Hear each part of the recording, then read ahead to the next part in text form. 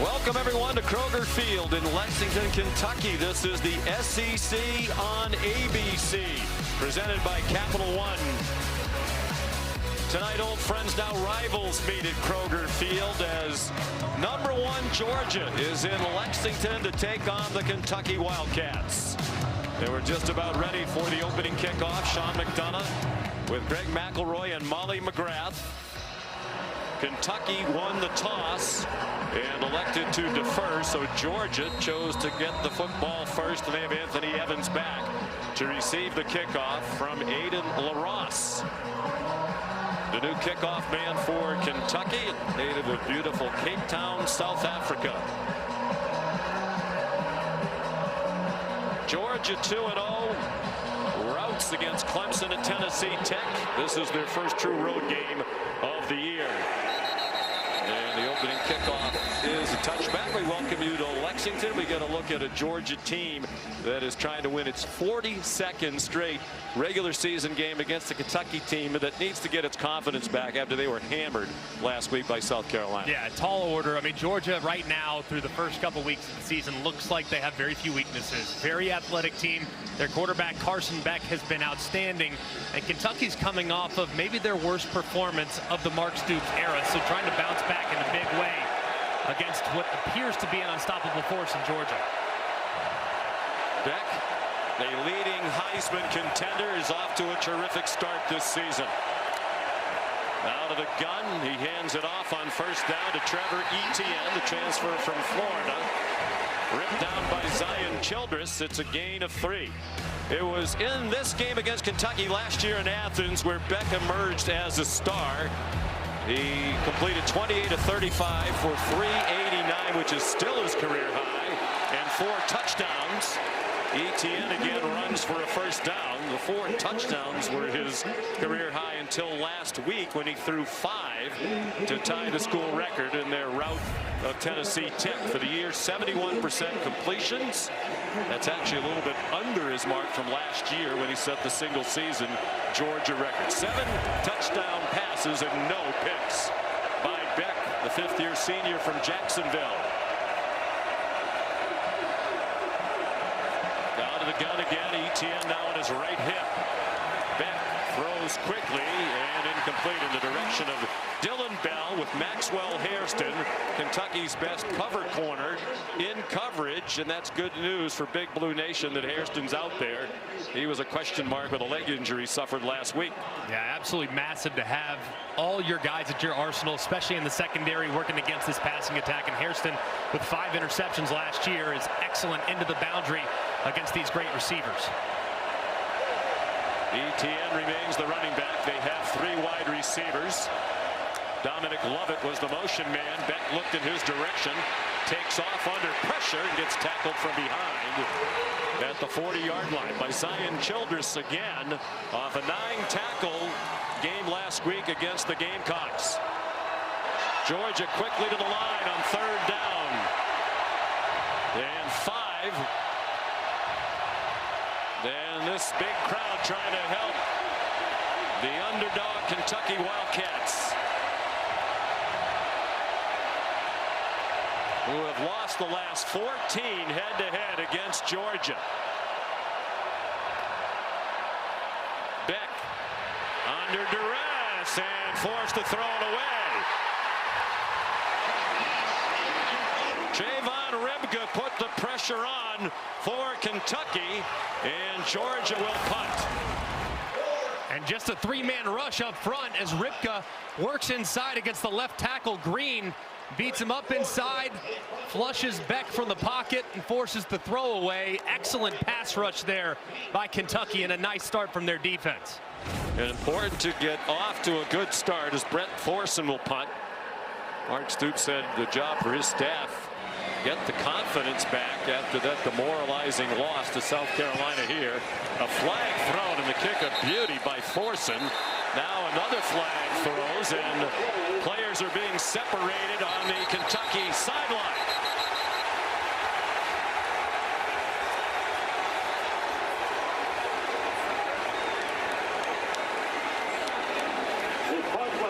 It started with Dominic Lovett, who's one of the great gunners turnovers for Georgia and Nasir Addison, and it escalated from there.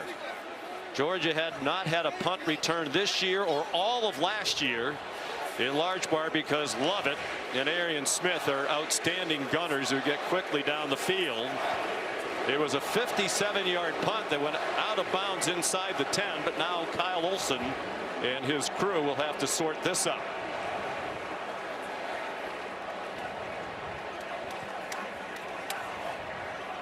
Lovett, the starting wide receiver, and Arian Smith take a lot of pride in their role of getting down there quickly in punt coverage. It's astounding they haven't had a punt returned against them last year or this year.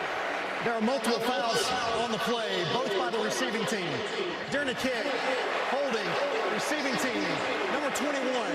That's half the distance to the goal from the end of the kick. After the play, unsportsmanlike contact, receiving team, number 99. Half the distance to the goal. That is number 99's first unsportsmanlike foul of the game. First down, Kentucky. And Mark Stoops doesn't like the explanation. Lovett working over here on the right-hand side as the gunner. Number 21, Addison, just grabbing up and around that jersey in the back. No question about that call. Very obvious, and a retaliation a little bit from Lovett as he slams Addison down right on the Kentucky sideline.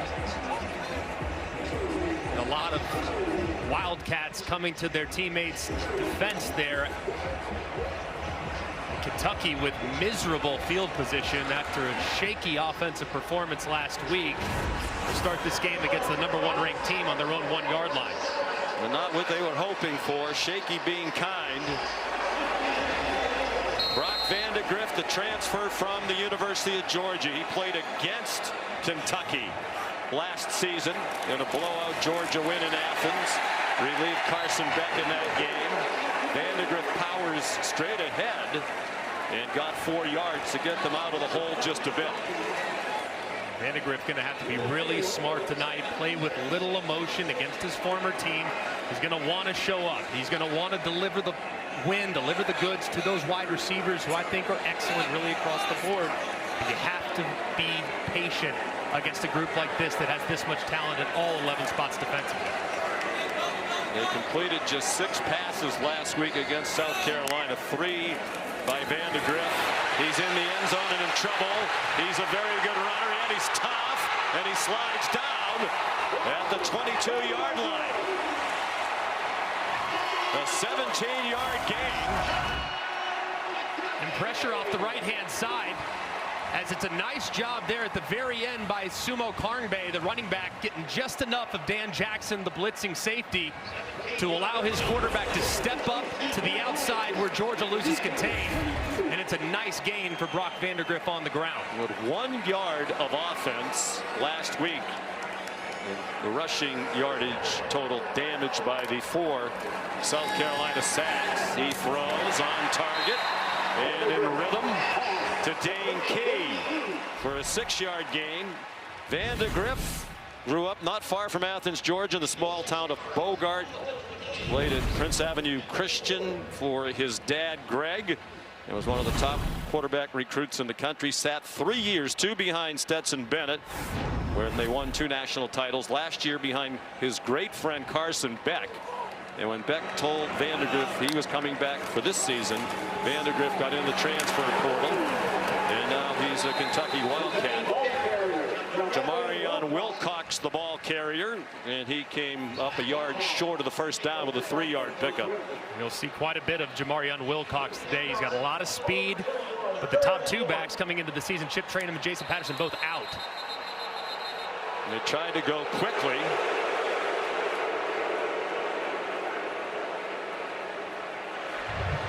The offense substitute on the play. The defense must be given an opportunity to sub as well. Remains 3rd down. Well, this crowd was not thrilled with the officiating last week when Mark Stoops' team was called for 11 penalties, 10 of them in the second half. So it'll still be 3rd down and 1.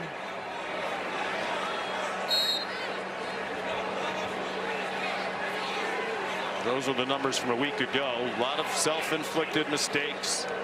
The biggest problem last week was they just couldn't pass block for Brock Vandagriff. Play fake on 3rd down and 1. He, with a flag down, is down on the Georgia sideline. Blasted by Nazir Stackhouse. But there are flags down, thrown in the defensive backfield by the back judge, Chris Bukowski. Prior to the pass, holding, defense, number 10. 10-yard penalty from the previous spot, automatic, first down. Damon Wilson called for the penalty. And that gives Kentucky a first down at their own 41-yard line. Just a big penalty there and a huge call. It looked like a broken play. Vandagriff had a couple receivers open, but didn't look like on a mesh concept. Wilson grabbed a jersey, and it results in an easy first down for the Wildcats. Interesting, they went to a pass play on 3rd down and 1, but the penalty gives them the conversion. Here's Demie Sumo-Karngbaye, who'll be their featured running back. And he's dropped by Damon Wilson for a 1-yard loss. So important for Kentucky to get the run game going tonight for Bush Hamdan, the offensive coordinator. They had it going a little bit last week, but was forced to get out of it as a result of the way that game kind of went. It got away from them late, but they felt like they had it going a little bit early going, but just not good in pass pro. They want to establish the run and then take some deep shots through their play action pass game. Sumo-Karngbaye showed himself to be a tough runner, particularly inside last week. He got tackled there by Jalen Walker. They're really without a home run hitter at running back. Those numbers for Sumo-Karngbaye would have been better last week had he not had a couple of long runs called back due to penalty. They're waiting for the return to health of Chip Trainum, the transfer from Ohio State, who's out with a broken hand and likely out for at least a few more weeks. He'll be their #1 running back when healthy. So they have to do it in bits and pieces on the ground. Vandagriff, far sideline, caught. Dane Key again. First down into Georgia territory at the 47-yard line. This looks nothing like the Kentucky team they saw a week ago. And man coverage working against one of the best safeties in America, Malachi Starks. The timing on the throw from Brock Vandagriff was off the charts good. He's able to anticipate that throw. As a result, Malachi Starks could not recover once the initial separation was made, and an excellent conversion. Mark Stoops said job one, bring the confidence level back up. This looks like a confident football team to start the game. Raylan Wilson dropped Sumo-Karngbaye at the line of scrimmage.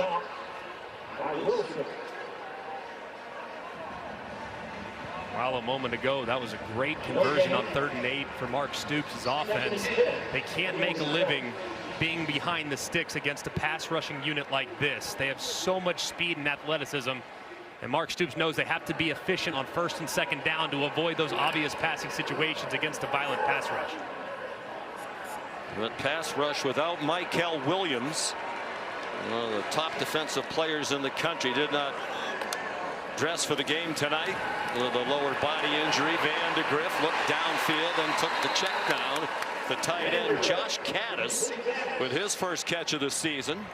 Short gain to the 44. And they're looking at 3rd down and 7. Already 3 completions.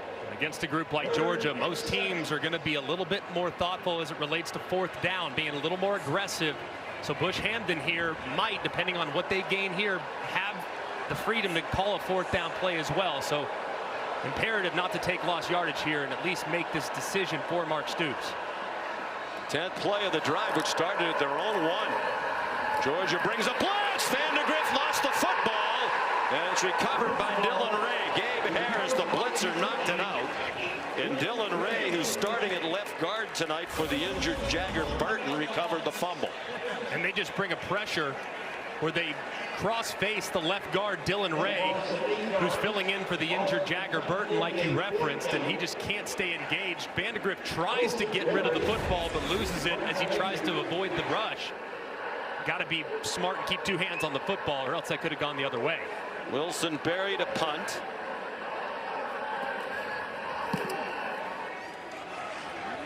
Anthony Evans signals for a fair catch and makes it, and got bumped on the catch. No flag, 40-yard punt. Carson Beck and the Dogs will start from the 13. Each team has had it once, no score. An emotional night for Kentucky linebacker Jamon Dumas-Johnson and quarterback Brock Vandagriff taking on their former team for the very first time. And during warmups, Dumas-Johnson took the field. He immediately ran to Georgia's sideline, hugged seemingly every member of their staff, a bunch of their coaches and defensive players, while Vandagriff took a different approach, avoiding distractions, not saying hi to anyone in Georgia Red. He was locked in, but Vandagriff still friends with a lot of the former teammates. He and Carson Beck talk almost every day. He FaceTimed with a group of Bulldogs defensive players on Thursday, and his former roommate Chaz Chambliss said, "Buckle up." The defense for Kentucky is buckled up tonight. That's Zion Childress again, dropping Trevor Etienne back near the 8-yard line. And Zion Childress, the last couple weeks, has played outstanding football for Brad White, the defensive coordinator. He actually leads the team in tackles for loss, adds another one right there, filling in and making a play behind the sticks. I felt their defense played very well last week for the most part against South Carolina, particularly Childress and Deion Walker, the mammoth defensive lineman at 6'8". Dominic Lovett dropped at the line of scrimmage. It's that man Childress again, the fifth-year senior from Houston who transferred here from Texas State. And just big time right here by Childress, working against Jurasic, who's an excellent blocker out on the perimeter. He goes right around him and makes the play for minimal gain. That was a whiff by Jurasic, the Stanford transfer.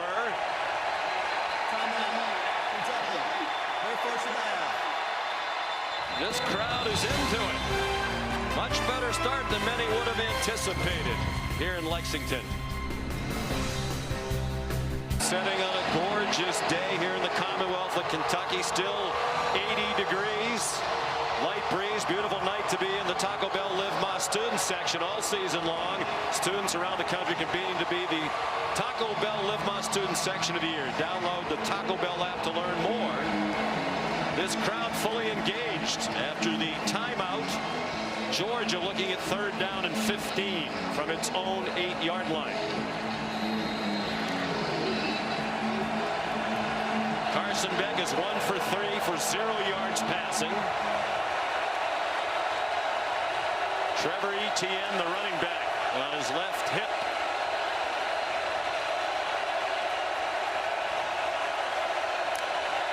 Low snap. He scoops it up. It's deflected and falls incomplete. Intended for Etienne. Deion Walker, their preseason All-American defensive lineman, got a hand on it, and it was thrown off by the mishandle of the snap. Deion Walker working right against Jared Wilson, the center, forces the snap to just a touch low. One that Beck probably should have handled. He tries to lose it immediately where Walker's there again and tips it before the ball falls incomplete. It's been a terrific start from Kentucky's defensive front. Jared Wilson, the center, is the only new starter on the offensive lineman. This is his first true road game. So Thorson on the punt for the second time. Very little breeze to speak of. It's high but short. Took a good Georgia bounce, went out of bounds near midfield.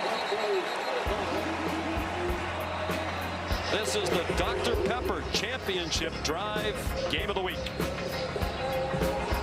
They won back-to-back titles under Kirby Smart in 2021 and 2022. #1 most of last year. And only lost last season in the SEC title game to Alabama, which kept them out of the 4-team playoff. Big favorites tonight, but he anticipated a tough battle. Said it's always difficult when they come to Lexington. Brock Vandagriff on target to Barion Brown, their leading receiver from a year ago, who did not have a catch in the opener. He had a catch in 27 games yards to start his career before last week. Clearly a lot of respect being showed by Dalen Everett. Barion Brown's got big time speed over the top. It's well protected along the front, something that was a huge problem for Kentucky last week. Give Vandagriff plenty of time to throw, and he throws a strike for a nice conversion.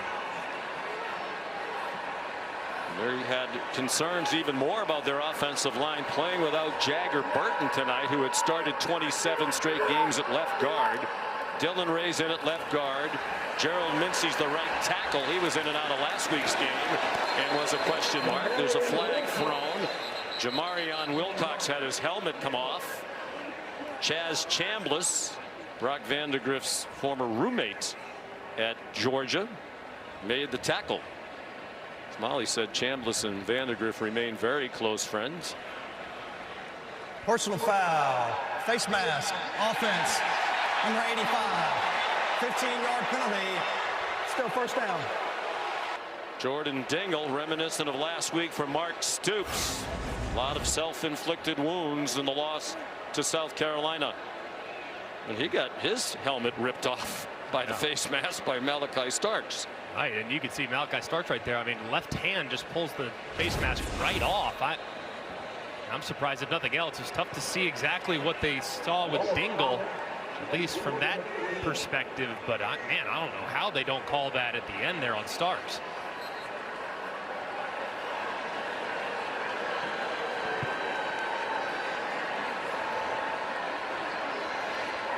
That was clear as could be. Play fake to Sumo-Karngbaye, and a short reception for Jamori Macklin, the transfer from North Texas, for a 5-yard gain. Looking at, there it is, as you can see, Dingle working against Chambliss with that left hand up in the face mask. That was a good call, but one missed on the end of the play that would have resulted in offsetting. So a bad break there from Kentucky. Looking at 2nd down and 20.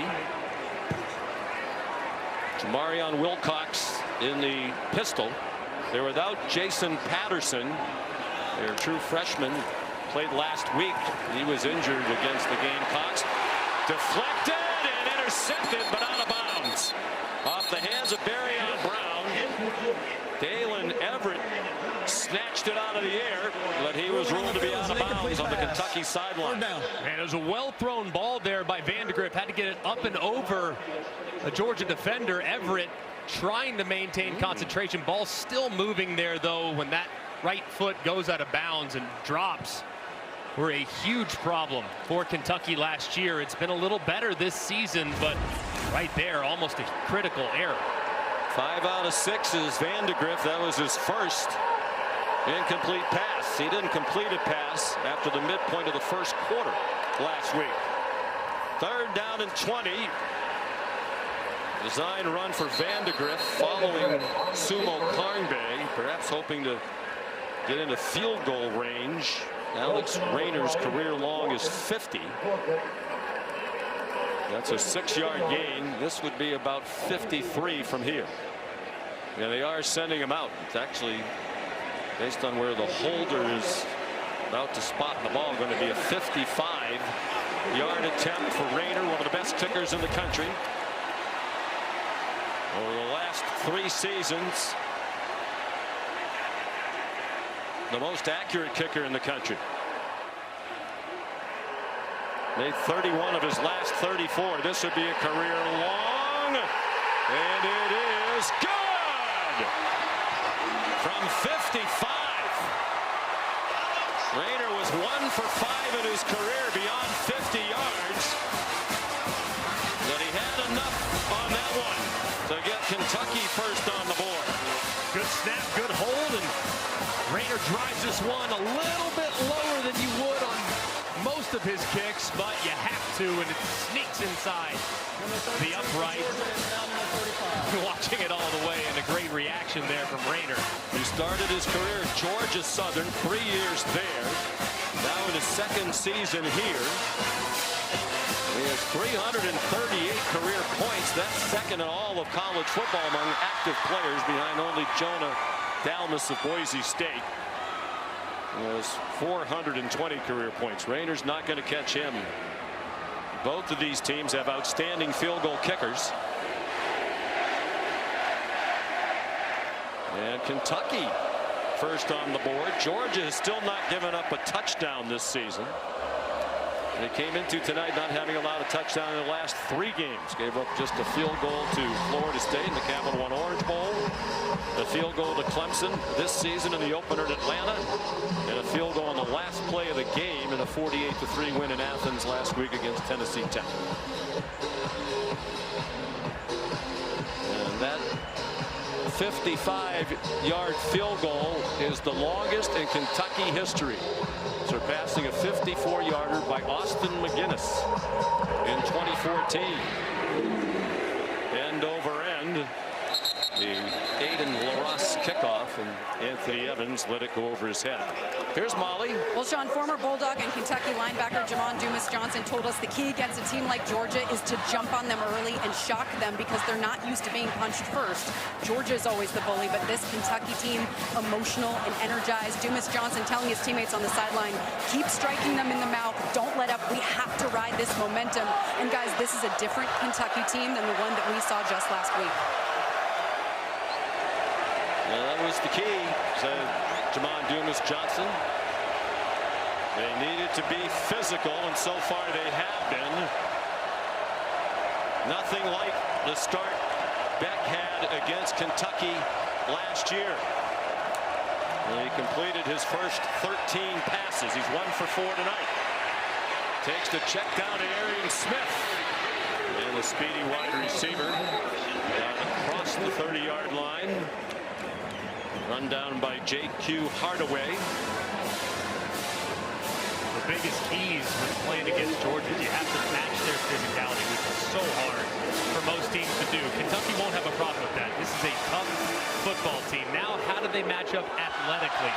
Last year, Georgia made it a track meet. It was a real problem for Kentucky, but so far, their defense especially, they've gotten some pressure on Carson Beck, making them uncomfortable. Quick hitter on the ground for Trevor Etienne. And he's ahead for a first down. Pass play to Smith got 7. We're down to 2 minutes to go in the first quarter. Last year in Athens, Kentucky went there 5-0, giving up 15 points per game, albeit against a weak schedule. And Georgia just put it on them. One of those nights when everything went right. Trevor Etienne in trouble behind the line of scrimmage and did well to get back to the line. Deion Walker there to help Keyshawn Silver in the middle of that defensive line after Zion Childress couldn't get Etienne on the ground. It's going to be a terrific matchup all night long. This offensive line for Georgia, not just in pass protection, but their ability to impose their will at the line of scrimmage, recreate and dent that defensive line is something that they've done forever. But this defensive line in particular, extremely big, headlined by Deion Walker there in the middle at 350 pounds. Branson Robinson, the running back, on 2nd and 10. And he is stacked up and driven back. The Eric Jackson leading the way. Their leading tackler each of the previous 2 seasons, and #1 in stops entering tonight. Last year, Georgia, one of the best teams in America on 3rd down. And so far this year, they have not been nearly as good, mostly because they've been playing behind the sticks, a lot of 3rd and longs. We've seen Brad White rush 3 and drop 8 already today. They brought a little pressure. Let's see what he opts to do here. Looks like a pressure look with man behind it from Kentucky in the pre-snap lineup.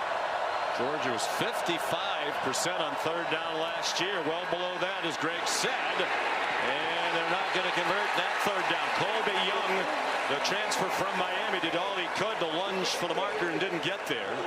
He did get 7, stopped by J.Q. Hardaway and Jordan Lovett. And Kirby Smart is going to let the first quarter end. Or is he?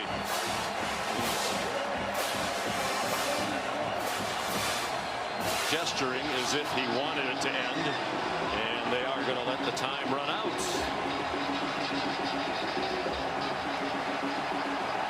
Well, Kentucky more than a 3-touchdown underdog.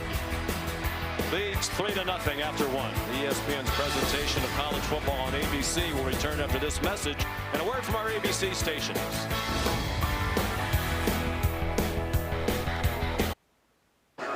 Coach, you told us you wanted to see confidence and physicality early. How do you continue this momentum?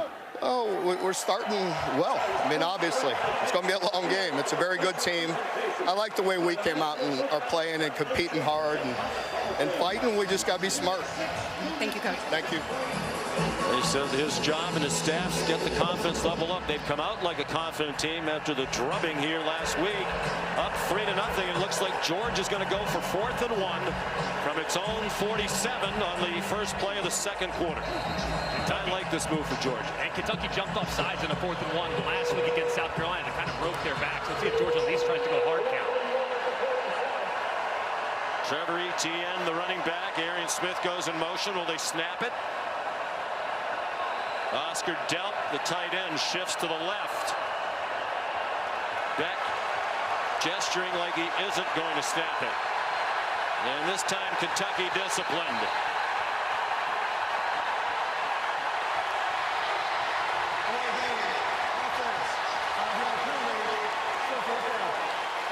I'm surprised they didn't go for it, Greg. You're the #1 team in the country. You've won 41 regular season games in a row. You're on your heels a bit. You know, here's a chance perhaps to take momentum away from this Kentucky team and this crowd. Yeah, I don't have a problem with it at all when you have the superior roster. If you can run the ball with efficiency, which they have at times in this game, but field position game, they probably believe that they can probably get things sorted out with how Kentucky played last week offensively, and they're just running hot right now. Team that really struggled last week. Brett Thorson punts for the 3rd time.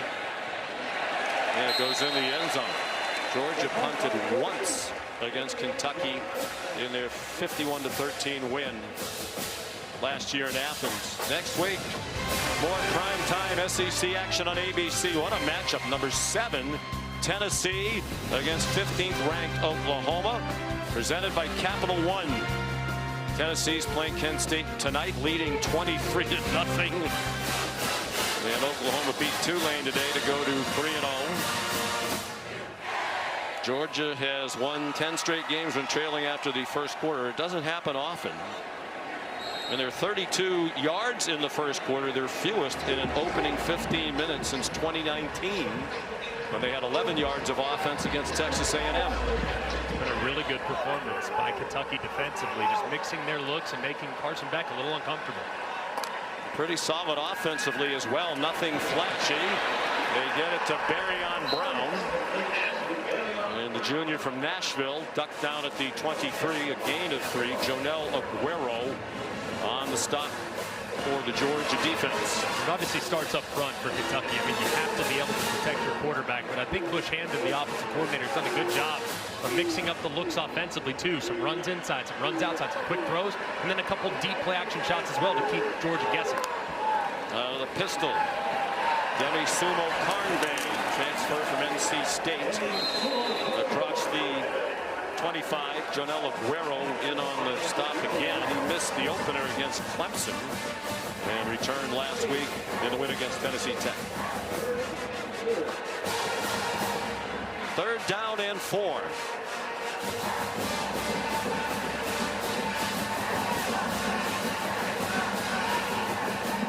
Three receivers, and now they send Sumo-Karngbaye out in motion.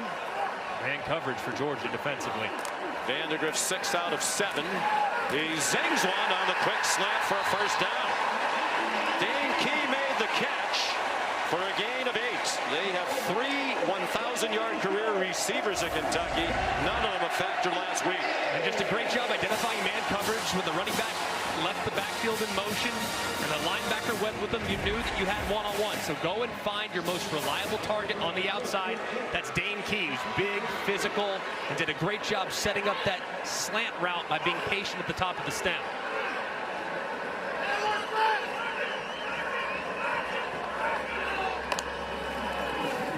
Back to the pistol, play action pass. Vandagriff in trouble after a safety blitz from the freshman KJ Bolden. And he wisely threw it away. There's no intentional grounding. There was a receiver in the area. Vandagriff is at Kentucky in part because of his performance against the Wildcats last year. After Georgia got way ahead, Vandagriff went in the game and looked terrific. Completed 5 of 7 for 46 and a touchdown and 2 rushes for 27 yards. And he went in the portal. Kentucky jumped on him. Anthony Brown Stevens got rocked at the 37-yard line. Vandagriff, fourth quarter, 2:38 left in the game on a 4th and goal. He found Andrew Paul for the touchdown. He threw for 46 after Beck put up 389. Brock said he would still be in Georgia had Beck gone to the NFL. And Carson Beck told us Vandagriff was among the very first people he told he was staying to give Brock the chance to get into the portal as early as possible. 3rd down and 7. Vandagriff throws short and a good tackle by Julian Humphrey to chop down Demie Sumo-Karngbaye for a gain of 1. And here comes a Kentucky punt. Anticipating man coverage across the board. They get man coverage on the right side, but they get some zone coverage on the left side. This is a combo coverage by Georgia. Thinking you're going to get a shallow cross because of a pick, a natural pick, or a rub as offensive players, and he's going to be out the back door with a lot of speed. And they have a zone coverage defender waiting right for him. Great call. Wilson Berry, the 26-year-old Australian, brother of Jordan Berry, who's punted in the NFL for Minnesota and Pittsburgh. And it's down near the 20. A 43-yard punt. Veely, to order, go to espnplus.com/PPV. Back to you, Sean. Greg McElroy ordering as we speak. Georgia, just 32 yards of offense. 3.5 minutes into the second quarter. Carson Beck. A short completion over the middle to Dominic Lovett. A gain of 3. Just the 14th play run by the Dogs. Kentucky has run 20. Kentucky has a 2-to-1 edge right now in time of possession.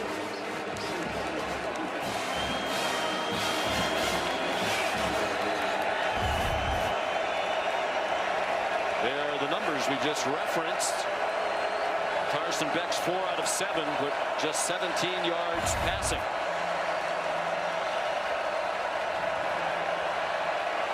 And they are definitely taking their time at the line of scrimmage. Trevor Etienne, tackled by De'Aaron Jackson. That's a 5-yard gain for Etienne, who did not play in the opener, made his Georgia debut last week, and was explosive in a brief appearance. 5 carries for 78 yards. Georgia's 0 for 3 on 3rd down. This is 3rd and a long 2. That's a 3-man front. You might try to run it if you're Mike Bobo, the offensive coordinator. Etienne's the running back. They rush just those 3. Beck a lot of time. The pass deflected and still caught by Lovett for a first down at the 44-yard line. There was Jordan Lovett who tipped the pass that was caught by Dominic Lovett. Wow, what an unbelievable concentration by Dominic Lovett. Jordan Lovett almost goes up and grabs it, but somehow Lovett picks it up off his shoelaces. Big break for Georgia. They were looking at another punt.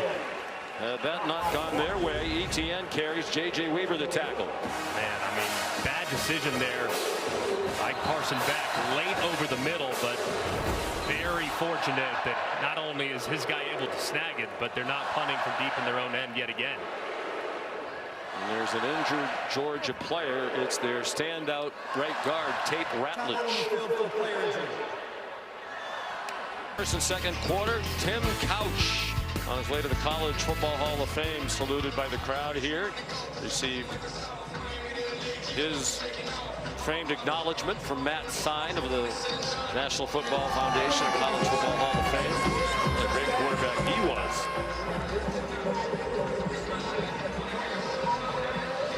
So Ratledge helped off.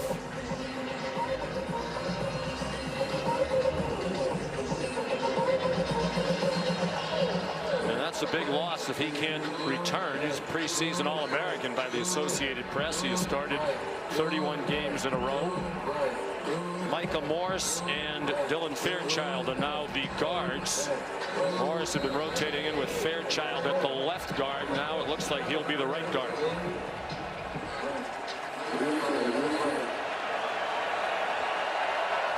Second and 7, Georgia.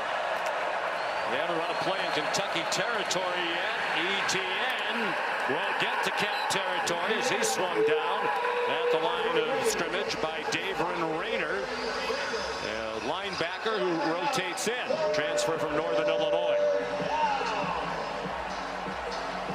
Third down and 7.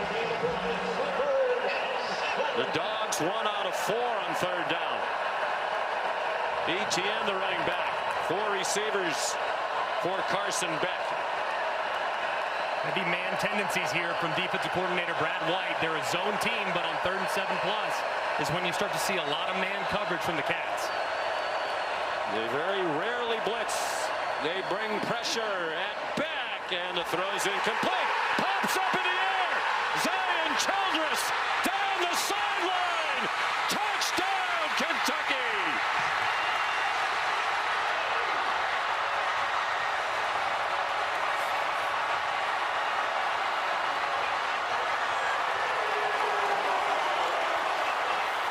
Off the hands of Dominic Lovett. It wasn't a great throw, in part because of the pressure, and Childress brought it back 55.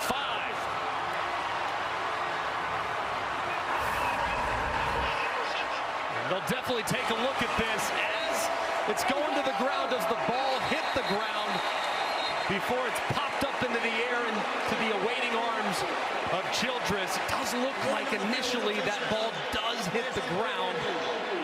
As Lovett's going for it. He made such a great catch a moment ago at his shoelaces. This one's off the mark, and to me, of course, has to be indisputable video evidence beyond all doubt to overturn, but it certainly looks like the ball hits the ground and then pops up into the air, so I would not be that surprised if this thing's ruled incomplete. What a huge play. Welcome to the ESPN Pylon Cam, brought to you by Progressive. And let's bring in Matt Austin, our rules expert. Matt, what do you see here? Well, this is going to be an interesting call for the replay booth, because if the receiver had maintained control of this ball, would they have called it a catch? It looked like he had firm control. The ball's allowed to hit the ground as long as it doesn't move. Doesn't look like it moved until the receiver rolled over. Then it popped up. So that's a big decision for the replay booth. Matt, is it a situation where there might just not be enough video evidence to overturn? That's always true too. But like you said, the ball did touch the ground. Did he have control? The only person that really knows is the receiver. I guess the question I would ask them, Matt, is it possible that they ruled this a catch and then he's down and the ball came out after he's down? It'll be a completed pass for Georgia. That's always a possibility if they say had firm control. But then again, the argument is how firm could it be if the ball popped out so easy? So you're probably looking at an incomplete pass. That would seem to make sense. Jim Laborde is the replay official. You know, Mark Stoops didn't want to sound like he was bemoaning bad luck a week ago. Said we didn't play well. We were our own worst enemy. But there were a lot of things that went against them last week. 4 times South Carolina fumbled, and Kentucky didn't recover any of them. After video review, the pass was incomplete. There is no touchdown. It'll be 4th down at the minus 48-yard line. And I think they got that right. I think you and Matt agree. Well, it takes the wind out of the sails, and the initial jubilation of a pick 6 still just held one of the best offenses in the country to yet another punt. So this defense is playing excellent football right now. So now Mark Stoops is going to try to make sure that the guys acknowledge the silver lining, even though the touchdown was taken off the board. Yeah, and again, it's 4th down for Georgia.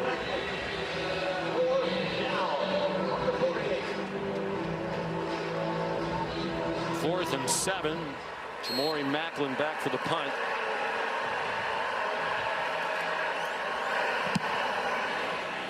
Georgia still has not committed a turnover this year, forcing another really good punt that goes out of bounds inside the 10. Brad White said Kentucky really needs 2 takeaways if they can get them on defense tonight to help their cause. Kick off your Week 2 NFL Sunday at 10 a.m. with the Countdown crew on ESPN and the app. They'll have the early breaking stories, injury updates, previews of each game right up to kickoff, and then Week 2 of Monday Night Football on ESPN, ESPN Deportes, and ESPN Plus. The Atlanta Falcons against the Philadelphia Eagles with Peyton and Eli on ESPN2. Scott Van Pelt and the Monday Night Countdown crew get you started at 6 p.m. Tate Ratledge going into the medical tent on the Georgia sideline. Hate to see that. A guy that's had some ups and downs in his career, been there a long time and has had some injury woes, so hate that he's on the card now going to get evaluated. Play fake by Brock Vandagriff out of the end zone. Incomplete over the head of Anthony Brown Stevens with Jonel Aguero in coverage. It's just amazing the night and day difference that we're seeing from Kentucky's offensive line. I mean, last week just constant penetration, constant pressure, and now holding up against a defensive front that is outstanding even without 2 of their best players in Brinson and Michael Williams, who are unavailable tonight.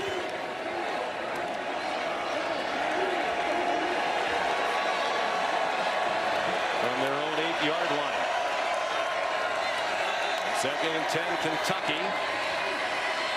Vandagriff kept it, and he scampers out of bounds at the 14-yard line. Here's Molly. Sean, you saw Georgia right guard Tate Ratledge being taken back to the locker room on a cart with his left shoe off. I'm told he has a left ankle and a left knee injury, and he is ruled out for the rest of the game. So they're going to have to play without one of their most consistent offensive linemen, guys. His career started slowly due to injury, but once he got healthy, 31 straight starts. We mentioned preseason All-American, a top NFL prospect. 3rd down and 4 midway through the 2nd quarter. Kentucky has the game going exactly as it would have hoped. Under duress, Vandagriff got hit by Jalen Walker, and the pass thrown incomplete, and now there's a late flag, a couple of them behind the line of scrimmage, and the crowd thinks it's going against Walker. Walker hit Vandagriff so hard. Did he drive through all the way to the ground with all his body weight?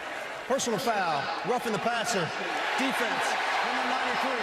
They're driving the quarterback into the ground.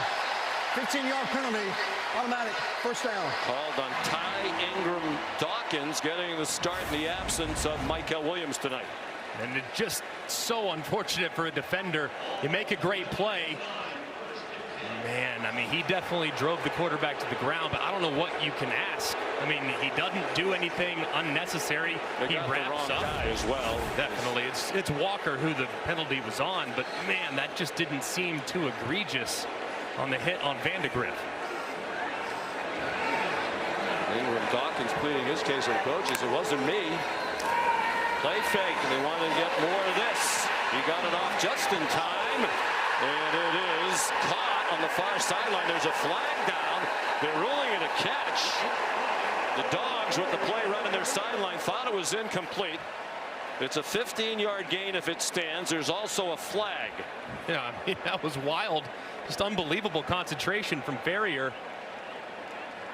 Looked like there was a collision between him and the corner on the sideline. Somehow he was able to concentrate just enough to tap those toes before he went out of bounds.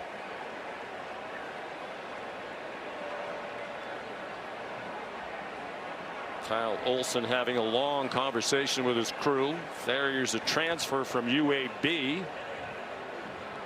He played 3 years, his first year here at Kentucky. And the officials having a very long conversation trying to sort this out.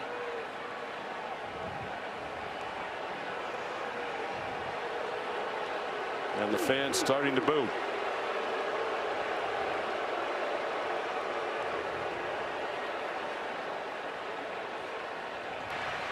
There is no foul for defensive pass interference. Personal foul, hands to the face, defense, number 55. 15 yards will be added to the end of the play. 1st down. Jamal Jarrett called for the penalty. The backup defensive lineman, sophomore from Greensboro, North Carolina. Jarrett's working right against the center in the middle of the screen. You'll see his left hand getting up into the face of Eli Cox as he's trying to disengage right there. And a good call by the center judge. You'll see the flag fly in there from the bottom left corner of the screen. And how about the concentration? They're going back to look at the catch. Looks like he caught the ball. Question is, did he complete the catch? The other question is the first foot come down in bounds? We'll talk more about that when we come back. Great look from our crew. It's an incomplete pass on the replay review. You see his foot, Ferrier's foot, is out of bounds. He hasn't caught the ball yet. But they still get the 15 yards on the hands to the face penalty. So 1st and 10 Kentucky at its own 44, leading 3-0 more than midway through the second quarter. Play action pass, Vandagriff had to get rid of it, and it's broken up beautifully by Dan Jackson, the 6th year senior. It was intended for Dane Key. That ball was in the air for a long time on the over route. It was a great break by Jackson and well defended. And it looks like a guy, offensive lineman for Kentucky, the right tackle Gerald Mincy, is going to have to come out of this play because his helmet was off a moment ago. So let's see if they attack the backup, Malachi Wood. In at right tackle, redshirt freshman who has played in the first 2 games in a backup role. 2nd and 10. Vandagriff kept it. They fake the jet sweep to Ferrier. He got dumped by Ty Ingram Dawkins.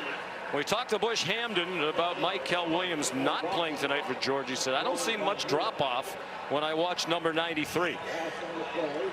He's really come on here. Been in the system for a few years. There's so many guys on this Georgia defensive line that can take over the game. But here in a 3rd and long situation, my eyes always seem to go towards number 11. Jalen Walker. He's lined up here at the top, and he is a handful off the edge. Had 5 sacks last year to lead their team. Vandagriff found some running room. Has the first down. And then slides down to the Georgia 43.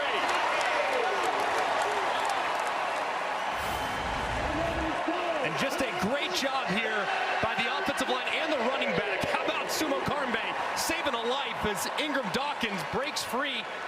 Probably going to have a sack if not for the great play there by the running back. And Vandagriff told us a couple weeks ago, hey, I'm not sliding if it's 3rd down or if it's touchdowns. There, he did slide, so a good move, but he got the line to gain first. – 15-yard gain. Play fake, and Ingram Dawkins is there again. And this time he got him. Nobody got in the way of the redshirt junior from Gaffney, South Carolina. 2nd sack for the Dogs. Man, I'll tell you what, they have a tight end over there to help. Mincy's blocking down. Caddis is trying to block down, but Ingram Dawkins just way too strong as he works right inside, spin move, and drops Vandagriff for a big sack. Without Williams last week, he had 3 tackles for a loss. That was a career high. Of course, it was against lesser competition, against Tennessee Tech. Program rebuilding under terrific coach Bobby Wilder. Look out! Vandagriff hit and lost the ball. Raylan Wilson knocked it free, and Damon Wilson has it.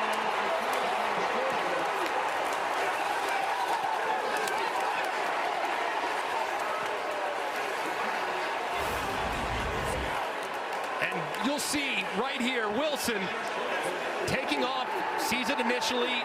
Caddis loses him. And Vandagriff, we said it earlier, put the ball in the deck a little earlier. You gotta have 2 hands on the football. He has 1 hand on the football right there. When the defender hits him, Glenn Schumann, the defensive coordinator, saying takeaways have been a huge point of emphasis. They haven't had as many as they want this year, but a big one here that now gives their offense life right outside the red zone. Looked like a whiff by Josh Caddis, who was also involved in the problem on the previous play. 28 yards, the change in field position. First time George has been in Kentucky territory tonight with under 5 minutes to go in the half. And Smith fumbled the football, and Georgia recovers at the line of scrimmage. And now they're going to rule it an incomplete pass that he never had full possession.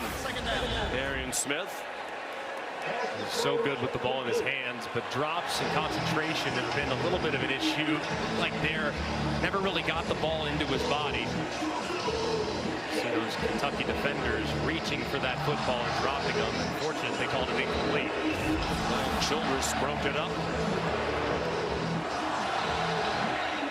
Georgia just 58 yards of offense.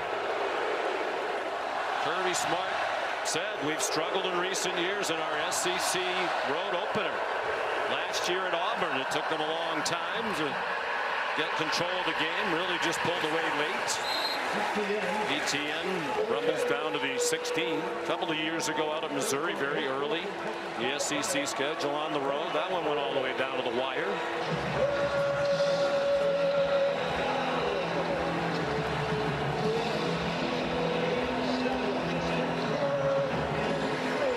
Third down and 3. They're 1 out of 5 on third down. They have Branson Robinson in as the third down running back. Looks like pressure here being called from Kentucky. You might have a one-on-one down here at the bottom of your screen. Let's see if they work it to Colby Young. Big target in the red zone. They go to the other side. It's broken up. Trying to jam it into Oscar Delp. He was crowded by a couple of defenders, including De'Eric Jackson and the former Bulldog, Jamon Dumas Johnson.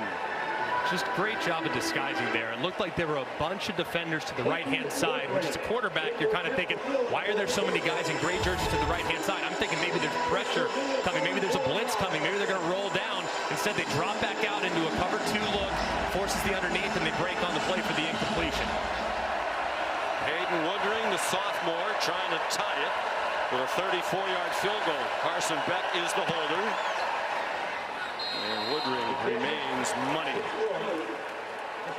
Now 26 for 30 in his career.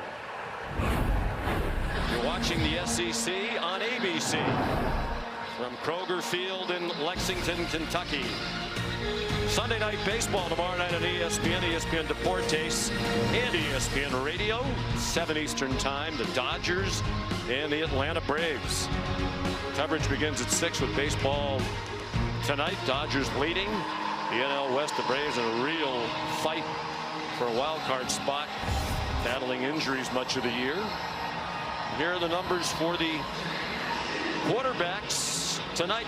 We came on the air talking about old friends, now rivals, and Vandagriff outplaying to this point the man who used to back up. That's right, Sean. Vandagriff is known for his toughness. He prides himself in that. From that last drive, he nicked up his elbow a bit. It's bleeding considerably, so they wrapped his left arm because it was bleeding so much. But he told us, I'm not afraid to run with it. I'm not afraid to show my toughness. You can tell he's winning his team over with his play here tonight. He told his teammates, I'm fine, and waved them off when they checked on him, guys. Had a bit of a shoulder issue. Georgia well aware of his toughness. Practiced against him regularly for the last 3 years. Barion Brown, no chance to return the Peyton Woodring kickoff. You know, we talked with both sides. We asked Vandagriff, Bush, Hamden, do you have any kind of an edge? Because Vandagriff's so familiar with the Georgia defense, and the other way around. The Georgia defense knows Vandagriff, and both sides kind of seem to think it was a non-factor. Yeah, I think it's a bit of a factor. Look, there is an intimidation factor when you play against a team like Georgia defensively. And knowing that Brock Vandagriff went against that every single day in practice for the last 3 or 4 years, he's seen every pressure they could run. He's seen every coverage they could run. So it feels like the learning curve for some guys. It's hard to ramp things up to play against this type of speed and this type of aggressiveness. And he saw it every day. So not quite as difficult for him. On first down, after the good job by the Kentucky defense to hold after the turnover, Demie Sumo-Karngbaye tackled by Smile Munden after a pickup of 5.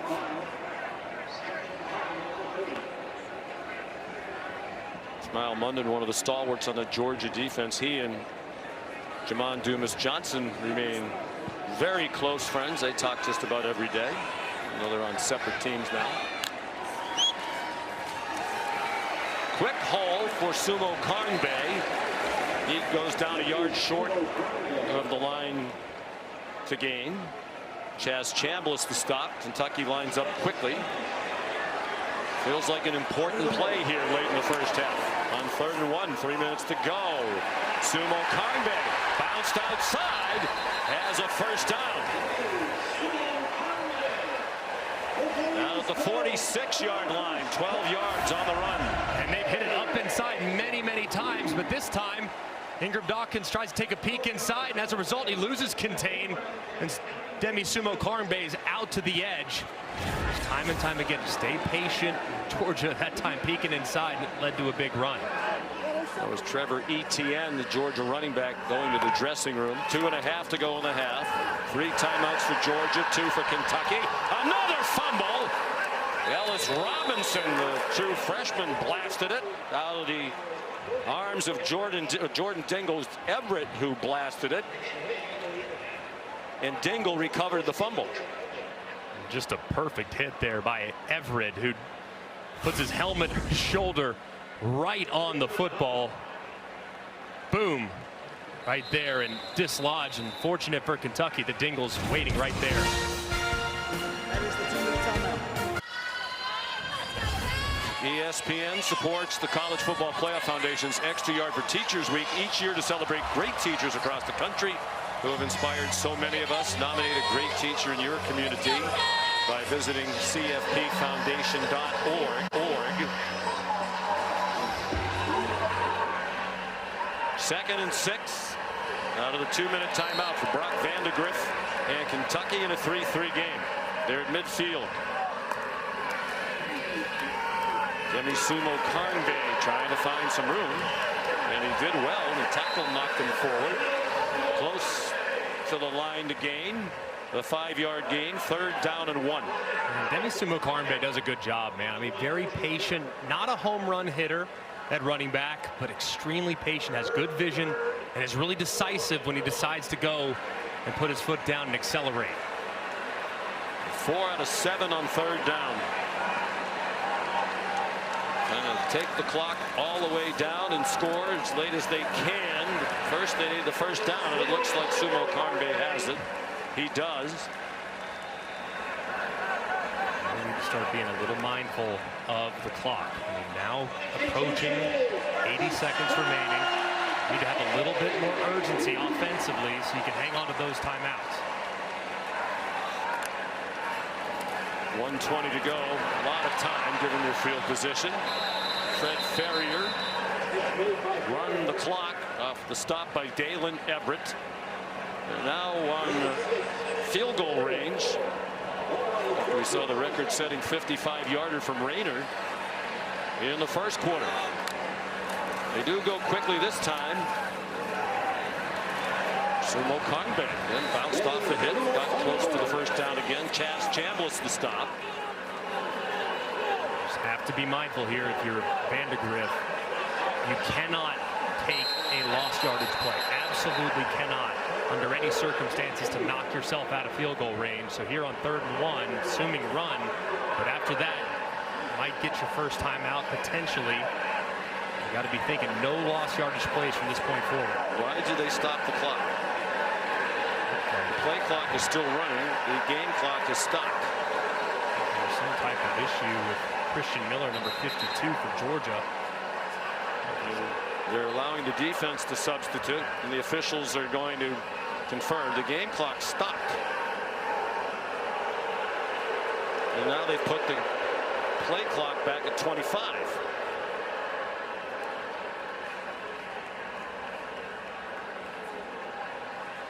The defensive injury qualifies for a 10-second runoff. Kentucky has declined the 10-second runoff. The game clock will start on the snap. 3rd down.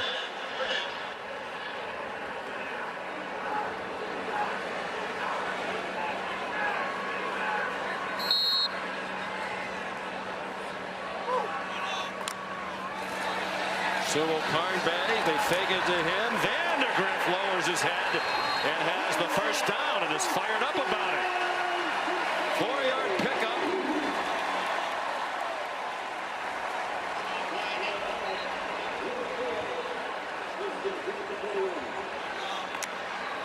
They go quickly, 30 seconds in the half. Vandagriff pressure from behind and from the front and throws it away.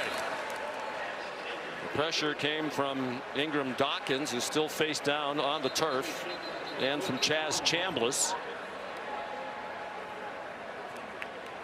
You hate to see that from Ingram Dawkins. Is off to such a tremendous start this season. And Chaz Chambliss chasing as well, Brock Vandagriff's former roommate when he was at Georgia. Well, they tend to Ingram Dawkins. Let's check in with Kevin Nagandi. I'd love to be compared to Carson Beck as a player. Big difference between his game and mine, for sure. #1 ranked quarterback by many, and eye toward the next NFL draft. They're still tending to Ingram Dawkins. How do you play it here if you're Kentucky? You are in field goal range. You have 2 timeouts, but you've had a costly turnover. You've had a couple of near disasters. I would go max protection. So I would have 7 guys in protection, tight end and running back, because I'm anticipating that Georgia is going to blitz me. They're sitting there thinking, all right, we got to try and knock them out of field goal range. So they're going to blitz me just like they did on 1st and 10. I'm anticipating pressure. So I go max protection. I try to find a one-on-one. My preferred one-on-one target would be Barion Brown. So if I like the matchup with Barion Brown against a Georgia secondary defender, I'll take that shot. But cannot, under any circumstances right now, take a sack. That's the #1 key. So Ingram Dawkins out. He's provided regular pressure on Vandagriff as 2 tackles, both for a loss. Here's Barion Brown down here at the bottom of the screen. And they're tilting the coverage toward him, it seems. Sumo-Karngbaye, couple of nice spin moves. And he's within a yard of the first down. Will they hurry up? Or will they use a timeout? Surprised they're not taking the timeout. Good decision. Timeout, Kentucky. They're second at the half. 30 seconds to lead. Well, maybe because last week was so rough on offense for Kentucky. They had only 183 yards of offense. They just couldn't pass block at all. You know, this seems like a terrific offensive performance. But you look at it, they only have the 3 points and they have 122 yards of offense. It really hasn't been a terrific performance, but they're doing the kinds of things they have to do to stay in the game and maybe pull off a big upset. They are. They're holding up along the lines of scrimmage. I mean, that's big. They've had some mistakes. It has been far from flawless by any stretch. But you have to be impressed with the challenge that was issued to the offensive line and how they've responded. They've been able to, at times, get the run game going a little bit. This drive has really been about Demie Sumo-Karngbaye and what he can do in the run game.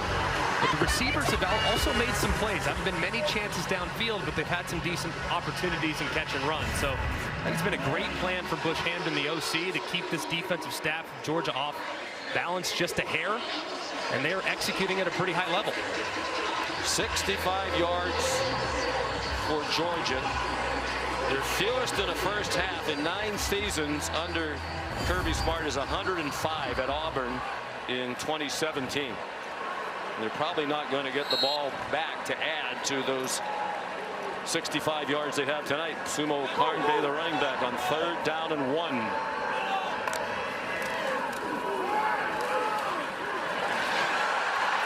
Whoa, he got blasted up high by Dan Jackson at the end of the run, but he is a tough runner. And they've had a hard time tackling him. It's looked several times like he would get stopped well shy of where he eventually went down. 9 seconds to go. Kentucky uses another timeout. Mark Stoops wondering about a possible targeting on that hit delivered by Dan Jackson. It was a big collision. A nice run. You see the patience there by Sumo-Karngbaye. Didn't look like, to me, Dan Jackson initiated contact with the crowd. Oh, maybe just a little bit there up against the face mask. Thought it was more shoulder pad from the other angle, but let's take a look here. Side of his helmet. Yeah, it looks like the side of the helmet. Dan Jackson that makes the contact. That halo at the top of the helmet, that's what would require the contact to be made for it to be targeting. So now what do? You're on the 14. You don't have a timeout, so I think you'd repeat. And Mark Stoops is pointing at the screen saying that is targeting, in his opinion. The crowd thinks so too as they look at it. But whatever you do, you can't get tackled in bounds or the half's going to run out. Absolutely not. I would move the pocket. I would go and I would start with Brock Vandagriff. I'd have my tight end to the right-hand side. I'd have 2 receivers to the right-hand side. I'd try to run a corner. And if the corner's not there in the end zone, throw it away. And you live to play for the field goal. So I would move the pocket here, basically eliminating the possibility of a sack. And it's corner of the end zone or nobody. So touchdown or incompletion here for Brock Vandagriff if I'm Bush Hampton, the offensive coordinator. Another time-consuming drive, which was the plan. Establish the run, throw play-action passes off the run, move Vandagriff around. Going to have almost a 2-to-1 advantage in time of possession at the half. That's Eric Wolford. Undoubtedly challenged the offensive line after that horrible, surprisingly bad performance last week. Left to go to Alabama and has come back this year to coach the Big Blue Wall. Movement before the snap. Timeout, Georgia. Their first of the half. Timeout before the movement. Right there from Georgia's staff. That's called taking a picture. You see what they're going to line up in, and you take a picture, and now you can go talk about the possible formations that you might use. So you're essentially forcing Kentucky to get to their second best play because they're not going to be able to come out and line up the way they just lined up before the timeout was taken. Well, Brock Vandagriff told us all that practice against Georgia over 3 years doesn't really help that much in terms of when you get to line of scrimmage, because Georgia does such a great job of not always doing, not usually doing what you think they're going to do. They don't give you many tendencies, and they are able to check out of things to confuse the quarterback. They like the decision here to not even try for the touchdown. I know that terrible things have happened. The defense has played amazing, but I think when you're playing against a team like Georgia, you have to keep the pedal pressed. You have 9 seconds. That means you have a play, at the very least. It might be a low percentage play, but even if it's 0.1%, I like the chances of trying to throw it in the corner of the end zone for a touchdown. So 32-yard try by Alex Raynor. Mark Stoops wants to make sure he has the lead at the half, and Kentucky likely will, as that's good from 32. Georgia's still not given up a touchdown this season. They've now given up 4 field goals, almost at halftime of their 3rd game of the year. Time now for our player check-in presented by Allstate. Zion Childress, the safety, picking up right where he left off the last couple weeks. He's been playing out of his mind for the Kentucky defense, chasing down Etienne from the backside, and then Etienne runs to him. Probably wouldn't do that anymore if I were Georgia. He makes the play in the backfield and then works right inside Jurasic, the tight end. Speed against power. Power with the tight end, speed with Childress, the safety. Speed won that time, and he makes the play right at the line to gain. So just an incredible start defensively from Kentucky, and Childress, man, he's been flying around like a crazy person in the back end.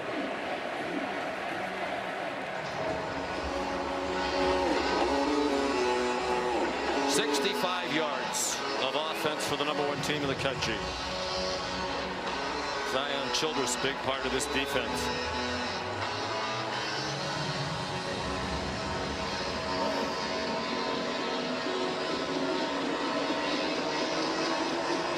Would you kick it deep?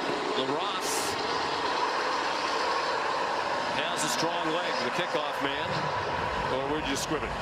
I'd squib it, but I don't know anything about kicking, so if you disagree, I'll take your side too. And they bomb it out of the back of the end zone. Anthony Evans will let it go. Here's a look at tonight's college football rankings, brought to you by Goodyear. The AP Top 10 entering today. Texas on its way to a big victory. And your alma mater, very impressive today at Wisconsin. 6 of the top 7 teams our SEC teams. That's the first time in the history of the AP poll, back to 1936. One conference has had 6 in the top 7. Matter of fact, it had never been 5 of the top 7. Beck takes a knee. And Mark Stoops with a major job to do this week to bring his team off the mat after they were shocked by the lopsided loss to South Carolina here last week. That is in the distant past to the minds of his players now. Here's Molly. Coach, what challenged your team most in that first half? Well, their defensive front challenged our team the most. We didn't get many explosive offensively. We haven't been able to generate anything offensively. We don't have much rhythm offensively. Give credit to them. This is the road in the SEC. This is what it is. I'm told your running back Trevor Etienne is out for now with the shoulder injury. What can you tell me about his status and how you get that momentum without him? He may be able to come back. He's done a phenomenal job tonight. He's running his tail off. We got to help him out. We got to get some looser plays, get some things going. All right, thank you, Coach. Thank you. Yeah, they need the ball. They had it for just 10 minutes, 25 seconds in the first half. 6-3 Kentucky at halftime. We'll send it to the studio for the Ford halftime report. After this message and a word from our ABC stations. Kroger Field in Lexington, Kentucky. #1 Georgia trailing Kentucky 6-3 at halftime. Sean McDonough and Greg McElroy, this is a big surprise to most, and the most surprising number of all when we take a look at the first half stats. 65 yards of offense for Georgia. They ran only 3 plays in Kentucky territory, and that was set up by the takeaway. They didn't drive into Kentucky territory once. What's going on here? It's really amazing to watch this Kentucky defensive line. It's the strength of their team. They have veteran players along the front that can take over the game, and they've really answered the challenge this week, going against a super talented Georgia offensive line. Deion Walker has been living in the backfield. Trevor Etienne, the star running back for Georgia, he got hit behind the line of scrimmage on more than half of his carries in the first half. So they're just winning at the line of scrimmage, and as a result, they're winning the game. Peyton Woodring kicks off. Kentucky will get the ball first to start the second half. Here's Barion Brown. And the kickoff well covered by Georgia. Here's Molly. Well, Sean, Kentucky head coach Mark Stoops stressed the importance of riding this confidence and striking first in this second half. And he said earlier in the week he showed his team clips from the Georgia game against Clemson week 1 when Georgia came out of halftime, got hot, and took over the game. He reminded them of that at halftime, and he said we need to play with discipline and toughness. And he pointed out no one is playing tougher than their quarterback Brock Vandagriff. He said we are finally giving him a chance, and he's delivering for us, guys. Coach Stoops said Vandagriff really had no chance to perform last week. Constantly under pressure by South Carolina. Demie Sumo-Karngbaye bounces outside. He already has more carries and yards rushing for the year than he had all of last season when he backed up the 1,100-yard rusher Ray Davis, now in the NFL with Buffalo. Really being thrust into the featured back role is not something that anyone anticipated. Everyone thought it was going to be Chip Trayanum, the transfer from Ohio State. He was going to be the bell cow, but he has really done a great job, especially tonight, being patient in the run game, not deciding which hole to hit too quickly, and bouncing it to the outside when the opportunity presents itself.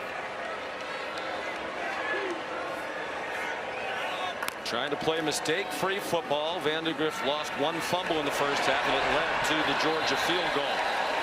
He runs out of bounds with a first down on a 6-yard run. There's Chip Trayanum, the transfer from Ohio State. Broken hand in the preseason. They hope he might be back in a couple of weeks for Ole Miss. Last season, Ohio State's 2nd leading rusher, 2 years at ASU, 2 years at OSU. They're now here to take advantage of the big opportunity with the departure of Ray Davis. Anthony Brown-Stevens, the motion man. Chaz Chambliss trying to run down Sumo-Karngbaye, and he did after a 2-yard gain. You also have to give a lot of credit to Bush Hamden. And last week, the offense, I thought he really got off script way too early. They had the run game going. It's almost like they tried to get their quarterback going with some downfield throws that resulted in sacks, and as a result, really killed the rhythm of the offense. But tonight, he's been very patient, has given the defense a lot of different looks, and has moved his quarterback outside the pocket multiple times. Hamden was critical of himself about last week. We met with him yesterday. Vandagriff on target. First down. Jamarion Macklin out to the 45-yard line. Just a great job, too, by number 81, Willie Rodriguez, the freshman tight end, who sealed the edge, and then they moved the pocket, which is so hard for the defense when you're changing up the launch point for the quarterback. They never know where to rush to, so when you move them like that, it gives you a real nice target and an easy completion. First downs are 14-3. Jamarion Wilcox. And he's down to the 41-yard line. That's 15 more for Kentucky. And they almost, I mean, you look at Jalen Walker, he almost goes down and gets this one on the zone read, but Wilcox too quick. He just goes right past him. Walker never locates, and he's out the gate for another nice gain on the ground. Wilcox stays in the game. Redshirt freshman from Georgia, from Douglasville. His first career action in the opener against Southern Miss. Here he comes again. He's down to the 35. More of the same for Kentucky. They are just continuing to lean on that offensive line. A group that struggled so mightily without their left guard tonight. Jagger Burton. In steps the backup Dylan Ray. And the left side of that offensive line is playing so well and creating some space in that Georgia front. Line anchored by the center, Eli Cox. Another tough run. Jamarion Wilcox, first down to the 30-yard line. 4 carries for 29 yards for Wilcox. So just 2 carries for his career prior to tonight. Now this is a spot. You get first and 10, 30-yard line. I'm thinking if I'm Bush Hamden, I'm going to take a shot. Play action. We've been running the ball really well. I'm going to go hard play action with full protection and see if I can't hit one of my speedy wide receivers in the end zone. 8th play of the drive. The first 7, it featured 6 runs. Sumo-Karngbaye. That offensive line was surprised for Kentucky and how much it got dominated last week. Mark Stoops had a conversation with Eli Cox, the center, leader of that group. 2nd team all-conference last year without Jagger Burton, as usual, to his left. This offensive line much better for Coach Wolford. Just a great answer, too. And the guys that struggled last week, Marcus Cox and Eli Cox, they've played extremely well at left tackle and center, respectively. Here comes a Georgia blitz. Vandagriff, time, and the receiver was not on the same page. He threw it behind Dane Key, who was running to the post. Vandagriff trying to anticipate with pressure in his face, trying to get that ball out quickly, but because of the rotation by the defense to the right-hand side, he had one-on-one on the backside for Barion Brown, and we got to continue to look in his direction because he's had some one-on-ones today. There's 3rd down and 8 on that final drive of the first half that resulted in the go-ahead field goal. Kentucky went 4 for 4 on 3rd down. For the game last week, they were 3 out of 15 against the Gamecocks. Sumo-Karngbaye breaking tackles, and then he gets belted. Dan Jackson came up to hit him. Jalen Walker had him down low. 4th down and 2, no hesitation. Mark Stoops wants more points. So many teams, Mark Stoops asked him yesterday, they are always thinking, you got to be aggressive against Georgia. You got to be aggressive. Going forward on 4th down, being aggressive in plus territory. His defense has played so well tonight, and he trusts them so much that he's willing to take the 3 here as opposed to potentially rolling the dice on 4th and short. Raynor already 2 for 2 with the school record 55-yarder. This is from 40. Mark Stoops criticized himself for the decision to go for a 4th down in his own territory last week. They didn't get a 4th and 1 on their own 31. 3 for 3 is Raynor. It's back to a 6-point Kentucky lead. Ever against an SEC opponent. Since the start of 2021, 48-2. As many national championships as losses. Only lost last season, Alabama in the SEC title game. The kickoff by Aiden LaRosse is a touchback. Here's Molly McGrath. Well, Sean, Georgia head coach Kirby Smart was feeling the pressure he was getting in players' faces before this drive. He was emotional. He was singling guys out, grabbing them and yelling at them. And this team kind of needed a fire lit under them. At times today, they looked shocked at how things are going. So Coach Smart is setting them straight.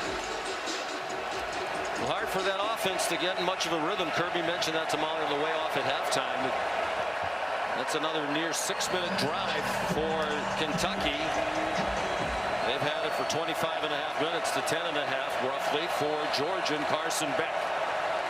5 for 11 for 32 yards after he threw for 389 against the Cats last year in Athens.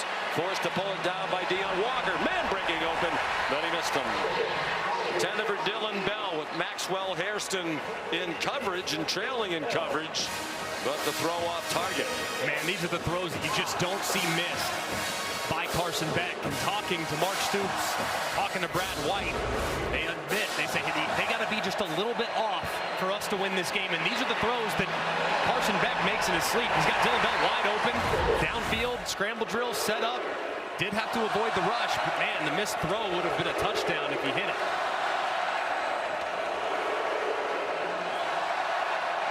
Nate Frazier is in at running back now, the freshman from Los Angeles. Beck got belted as he threw, but he got it to Dominic Lovett, who swung down at the 42-yard line.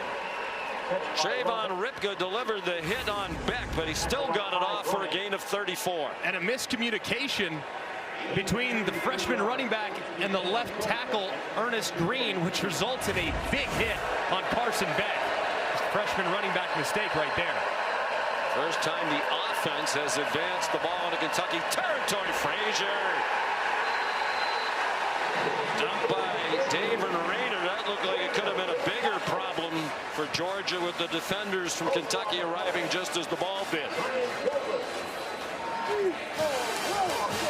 Loss of 5. Georgia trying to come back without the terrific guard Tate Ratledge with his leg in a boot.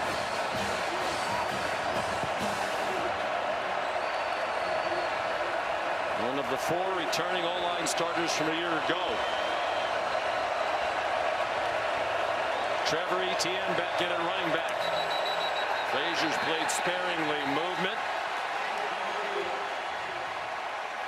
And it looked like a false start. False start. Offense, number 53. 5-yard penalty. Still second down. Dylan Fairchild, the guard. He was in his stance for a long time trying to get some type of communication. He looks inside at the center, and then looks up, and it just doesn't time it up right. So as a result, he steps back, and Georgia in second and long. Second and long, you just got to try to get half of it back if you're Carson Beck. Set up a third and slightly more manageable. 3rd and 10, 3rd and 8. Don't have to get it all back right here. Etienne, the running back.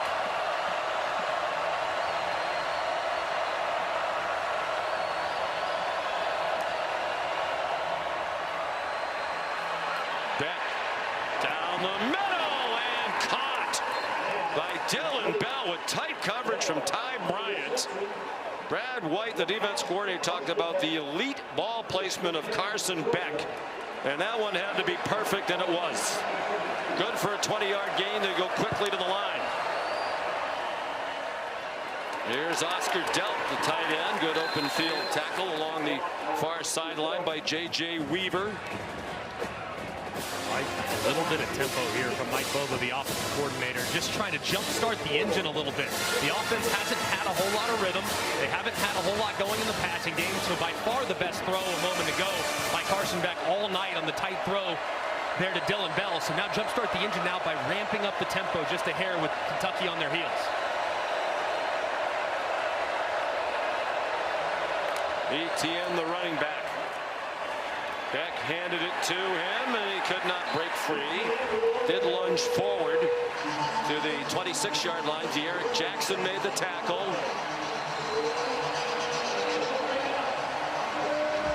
And a big third down. Third down and 4. 1 out of 6 tonight on third down. And they have Cash Jones in at running back. Kentucky's really mixed the looks here on third and medium. They've done a 3-man rush, and they've also brought pressure, but right here looking like a 3-man rush again. Drop 8 against Carson Beck. Love it when in motion. Beck throws to single coverage, and a back shoulder throw to Colby Young for a first down for the Dogs at the 13. Just perfect ball placement here. They decide to rush for you. You have man-to-man coverage. Your biggest wide receiver on the outside is Colby Young, 215 pounds, working against Hairston. Perfect back shoulder, perfectly timed turn by the wide receiver, and an easy conversion on third down. Best drive of the night by far for Georgia. This will be the 8th play. 6 of the first 7 passing. Nate Frazier, the running back, up the middle. And down at the 8. Trayvon Ribka to stop, a gain of 5 for Frazier, who burst onto the scene in his first college game with 83 yards rushing against Clemson in the opener in Atlanta. They played without Trevor Etienne, Travis's brother, who was suspended for that game.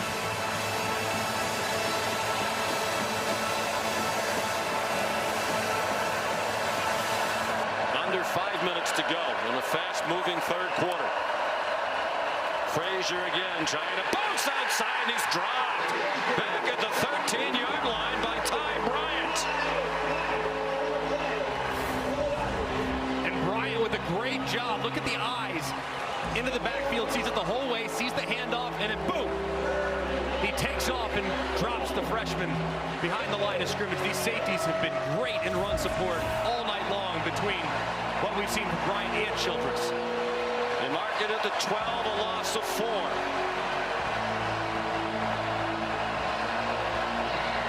Third down and 9. Most of these fans on their feet. Beck steps left, dumps it off, and it's incomplete. Trying to get it to Trevor Etienne. Beck vacated the pocket quickly with some pressure coming his way. What a performance by Brown White's defense. They force a field goal. And just a great job here. Look at the disguise. It's looking like it's going to be too high safety, which talks Beck out of throwing to his left and taking advantage of the one-on-one. Well, then the safety from the backside ends up playing to the front side, and you had the backside one-on-one. So just great disguise there by Kentucky's defense. Peyton Woodring. This is virtually a gimme for him. That could not have been more right down the middle. 30-yard field goal. It's 9-6. Today, we were here working. About 15,000 visitors made their way to Bardstown for that annual event. So the best drive by far for Georgia tonight. Matter of fact, Beck in the first half went 5 for 11 for 32 yards. On that drive, he was 5 out of 7 for 65 yards. Very dangerous. Barion Brown back for the kickoff from Peyton Woodring. And makes that aggressiveness with the rush pace. Now you can't rush as much. You can't blitz as much. They have to kind of stay back because they're threatened by the quarterback's legs. As a result, you have time. You throw the circle. That's taking pressure off his offensive line, and it's allowing Vandagriff's athleticism to put strain on these pass rushers for Georgia.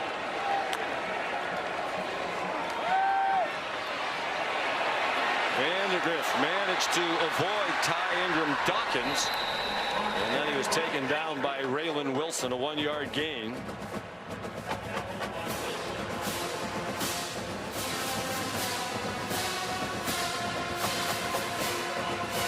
Three and a half to go.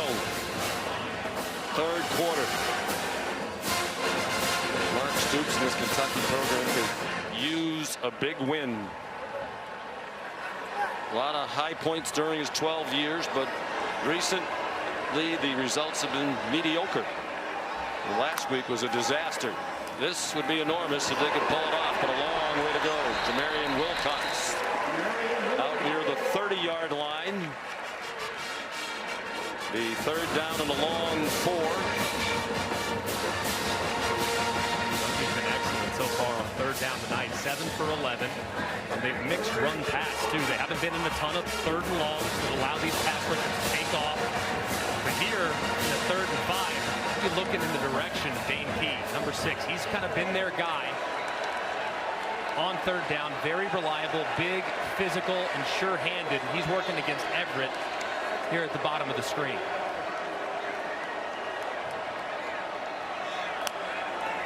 Vandagriff, no pressure. Zings one, and it's broken up. Even with all that time, he couldn't find anybody open. Nice play by Julian Humphrey to bat it out of midair. Trying to get it to Fred Ferrier. Just a little bit late here. He looks, he likes it to the right. He thinks he's going to work there. Has to scan it all the way back to the middle. He has Ferrier initially, but just takes too long. It allows the defender to recover, and he breaks in front of it and makes a terrific play. Third punt for Wilson Berry. Anthony Evans back for it.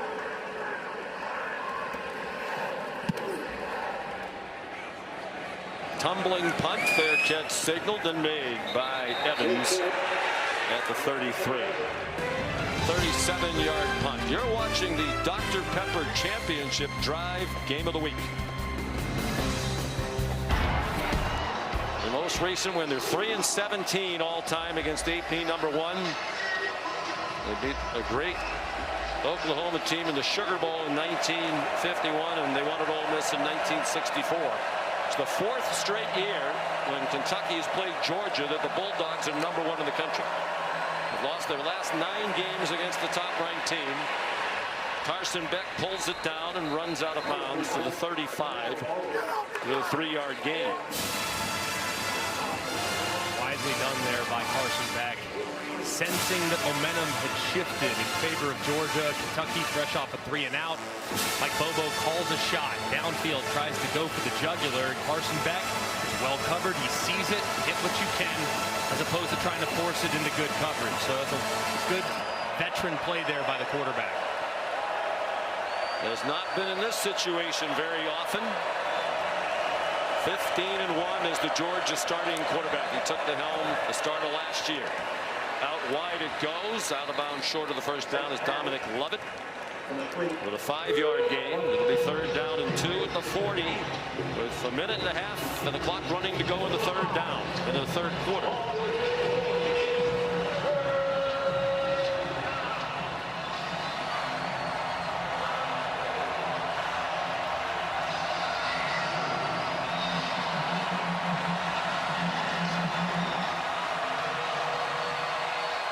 Two for 8, the Dogs on 3rd down tonight. Arian Smith, the motion man. They power it straight ahead. Trevor Etienne. First down into Kentucky territory to the 48. He picked up 12. And there's really nobody home right here. I mean, look at the left side outside the left tackle. There's nobody there for Kentucky. I don't know if they were misaligned or what, but they ran right into it. And it was nothing but green grass for Etienne. And Will Freeling in at tackle, a sophomore. Number 57 was leading the way there. Etienne run after the catch. Another first down. Taken down by Trayvon Ripka at the Kentucky 37.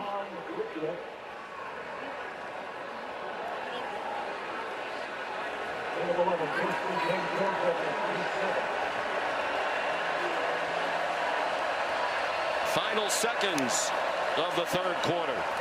ETN.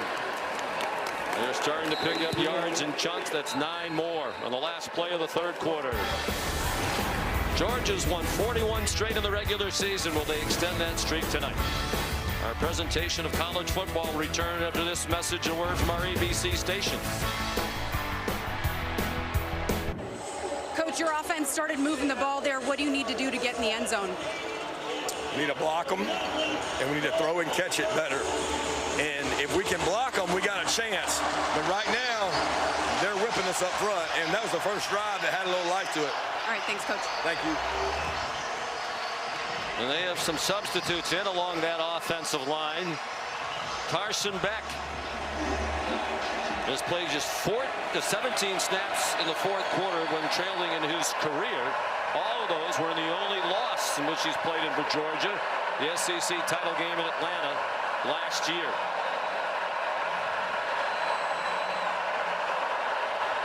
Nothing but field goals so far tonight. They're at the 29, 2nd and 2 on the first play of the fourth quarter. And Trevor Etienne got driven back by De'Aaron Jackson, short of the first down. Great job by Jackson. You're going to see he kind of steps out and then fills back in right behind the block to the left-hand side. It collapses, and that's a heck of a play there by the linebacker who's led Kentucky in tackles the last few years.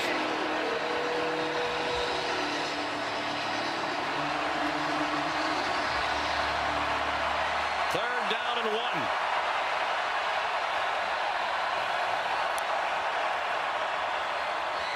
Etienne finds a seam, stays in bounds, touchdown. They're going to mark him out at the 11. Out of bounds at the 11. 17-yard gain.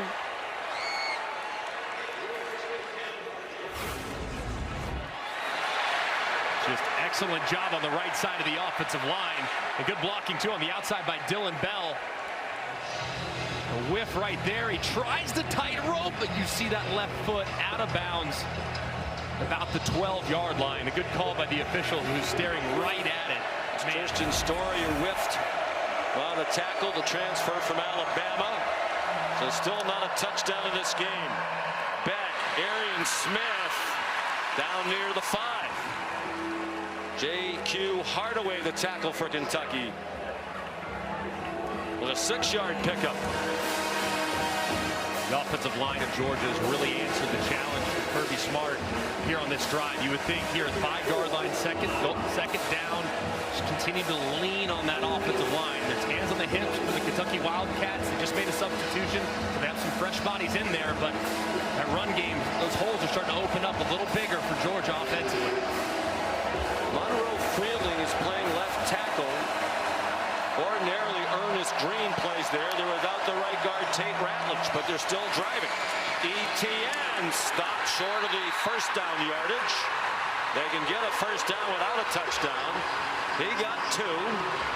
DJ Waller, part of the group that drove him back, the transfer from Michigan.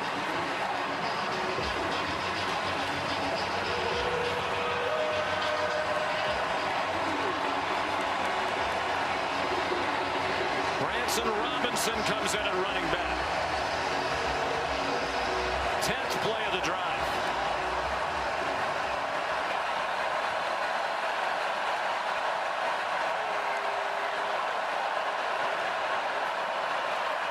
Robinson to the goal line. Touchdown, Georgia.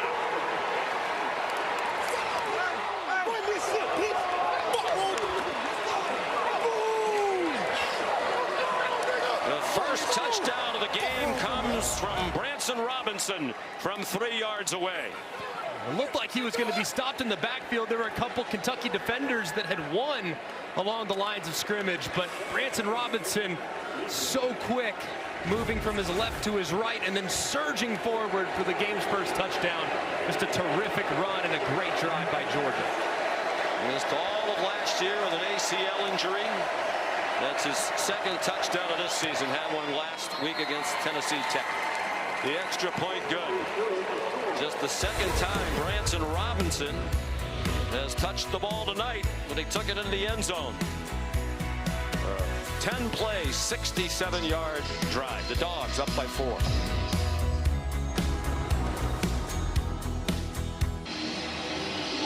Let's take a look at the touchdown on the AT&T connected cam. Trevon Ripka wins, but it doesn't matter because watch Branson Robinson. He just zooms out with a little lateral step. I mean, he's tackled right there, but how about the little lateral shuffle and dart right to the end zone? Just a tremendous move. And there was a Kentucky defensive lineman right there in the backfield to make the stop. That was Michael Morris, the right guard. He was in for Tate Ratledge, who didn't block anybody, but they still got it into the end zone. The kickoff is a touchback by Peyton Woodring, and here's Kevin Nagandi. Boy. All Sean's are tough, Greg. I heard that. I like him against you, though. Vandagriff. And under duress, he got it off. Demie Sumo-Karngbaye. C.J. Allen made the tackle. Vandagriff took the hit, got it off, first down. Their longest play of the night is 18 yards. That one good for 11.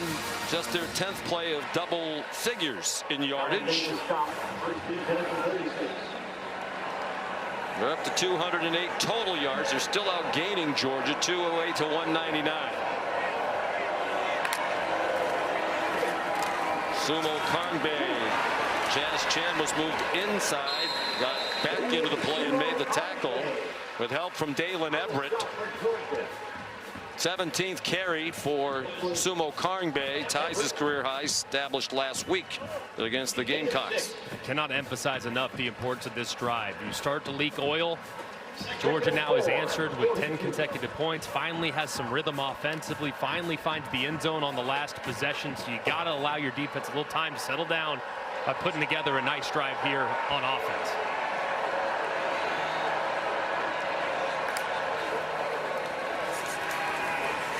Vandagriff throws too high. Cham was running in coverage with the tight end Kamari Anderson, who was trying to sell that he was being held. He convinced the crowd, but not the officials. And there was definitely some contact there, trying to go with a hard play action, but the ball was thrown really high. I love the matchup identification. You get a tight end working against a defensive end, but I think that ball was uncatchable. I mean, it was way up there. And as you see, I mean, it's probably 10, 12 feet off the ground as it sails over the head by 5 or 6 yards. They were wrapping Vandagriff's left ankle before he came out of the field. He has an open receiver in the slot. Some beautiful moves by Barion Brown. And finally taken down by Dan Jackson. 13 yards and a Kentucky first down to the Georgia 45. That was a great job there, utilizing a little bit of tempo from Kentucky, breaking the huddle, getting to a play where you have a running back that's going to fly into the flats and try to create a little bit of a pick or a rub, and it led to a nice first down. Sumo-Karngbaye, the running back. They bring a blitz from the offense's right. That's 5 more for Sumo-Karngbaye, and now a career high 82 yards rushing. He ran for 79 in the game while he was at NC State. Replaced by Jamarion Wilcox. Both teams are substituting.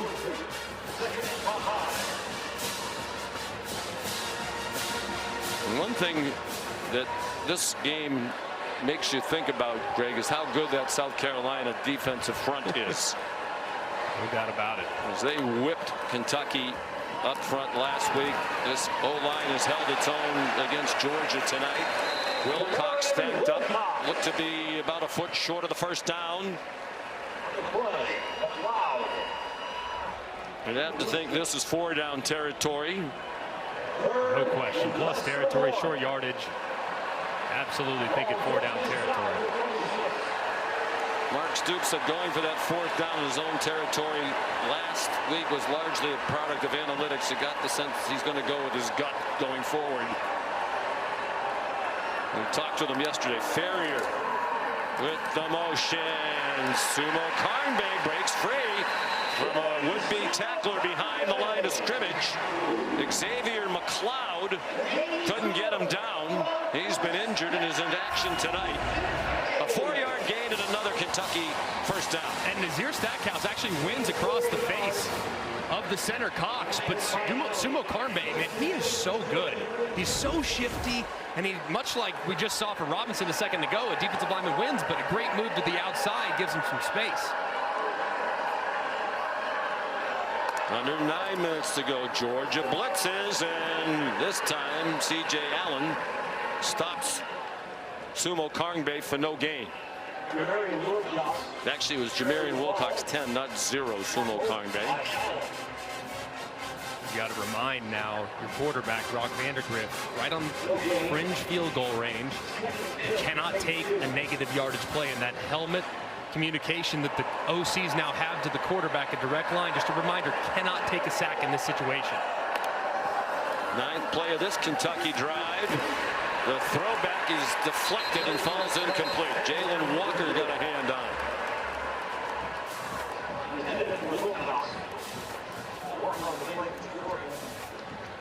3rd down and 10. They've been terrific on 3rd down tonight.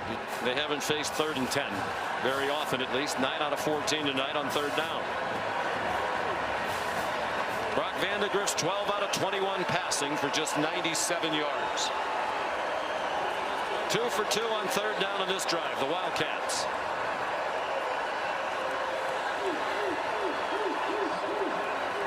Play clock down to 2 as Vandagriff got the snap. Quick pop through the hands of his receiver. Looked like a catchable ball for Jamori Macklin. It went through his hands and fell incomplete. Yeah, that's a tough one there for Jamori Macklin. I mean, got a little bit of alligator arms. The ball's a little bit too far inside. He senses that defender coming inside out. The defender, C.J. Allen. And Vandagriff extremely frustrated, but really for the receiver, you got to body him up. You got to throw it right on his body there so you're not throwing him into contact and a potential collision. And Macklin definitely aware of the traffic around him. Now a 51-yard try to get them within a point. Alex Raynor. Good. He's made 2 from 50-plus tonight, including the school record 55-yarder to get the scoring started. It's a 1-point game with 8 minutes to go in Lexington. 13-12 Georgia with 8 minutes to go. Kirby Smart told us last night it's always tough when we come to Kentucky, and the numbers bear that out. 4 years ago, 14 points in the win over the Cats, the fewest under Kirby Smart in a road win. 2 years ago, they won 16-6 here. Kirby said it was the coldest he's ever been in a football game. It was 37 degrees at kickoff, with 20-mile-an-hour winds out of the north, making it feel much colder than that. The perfect night tonight. Temperature around 80 degrees at kickoff. Light breeze. It's a 1-point game. Aiden LaRosse, this is returnable for Anthony Evans from the 1. Flag down. Evans, another flag down. He's down at the 36. Jamarion Wilcox made the tackle.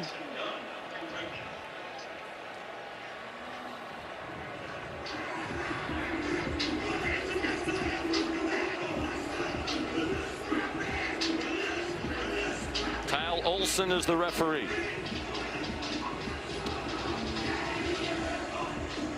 And a very cleanly played second half.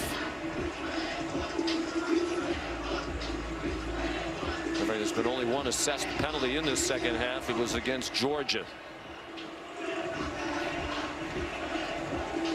It's a holding call against Georgia.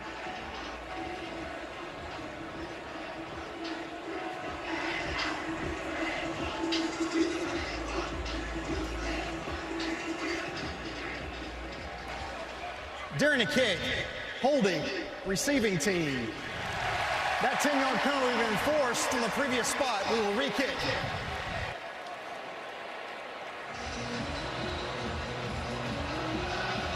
they would have the ball at the 36.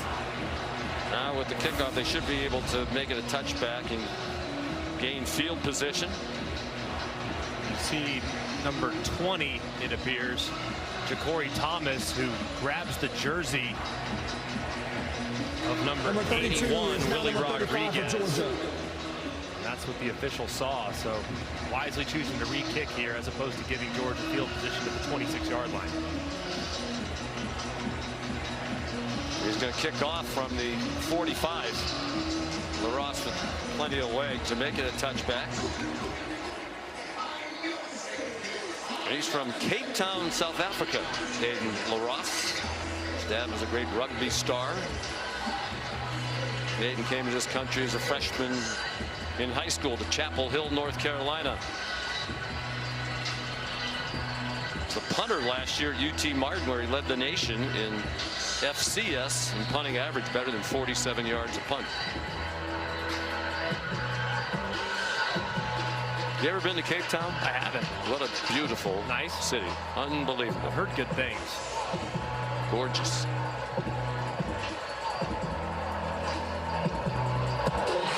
It will be a touchback. So the penalty hurts Georgia. Here's Kevin. Showing time now for Dr. Pepper. Arch runs a little better than Eli. Tien, the running back. Carson Beck. Much better in the second half. Sidestep the rush. Takes off running. And gets 8. Brad White, the Kentucky coordinator, said that's a very underrated part of Beck's game. He's a very good runner and very savvy as to when to take it down. Yeah, he's excellent. Just a couple times a game. It's not a lot, but maybe 2-3 times a game where he decides to take off and either extends drives on third down where they get overly aggressive with the pass rush, or takes what could be an incompletion and turns it into a second and very manageable. Ernest Green is back in at left tackle, the usual starter. The ball dropped by Etienne on the exchange. He got on it, but it's a loss. Back to the 28-yard line. It'll be 3rd down and 7. And it looked like Carson Beck just never had control of it. It looked like the snap was in a pretty good spot, but took his eyes off of it. You see his eyes working to their left before he secures the catch. So huge mistake there by the 5th-year senior. It never got to Etienne, just a clanger off the hands of Beck.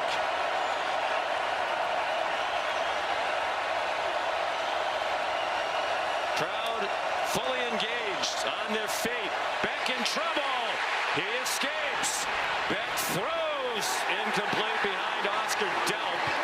Just a desperation throw to get rid of it.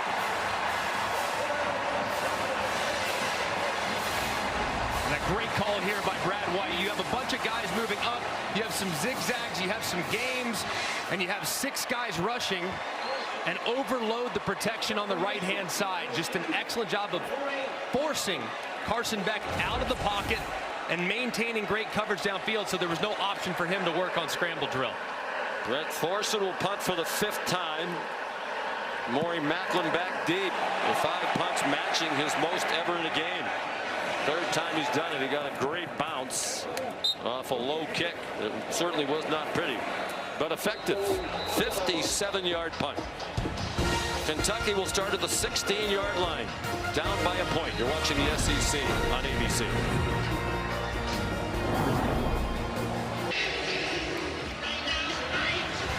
Next Saturday night, presented by Capital One, number 7 Tennessee and number 15 Oklahoma. They'll both be undefeated going into that one. Game day will be there as well. The game starts at 7:30. Tennessee is leading Kent State 71-0. ESPN is projecting the Vols as the winner of that game. Still 7 minutes to go there. What an offensive juggernaut the Vols are. Another tough run by Demie Sumo-Karngbaye got 4. Molly? Well, on Kentucky's last possession, you saw that third down ball go through Jamarion Wilcox's hands, and on the sideline, Brock Vandagriff went up to Macklin, took accountability, pointed to himself, and said, "That's on me." After last week's loss, Kentucky coaches challenged Vandagriff to be more vocal on the sidelines. He's usually pretty quiet, but he's been more active on the sideline, telling receivers exactly what he needs from them. He's definitely a different leader today, guys. It wasn't a great throw, bit of a wobbler, not in a great position. It looked like he was hollering at Macklin at the time. Under duress, he throws deep down the field. Bodies collide. Intended for Dane Key. C.J. Allen had the pressure on.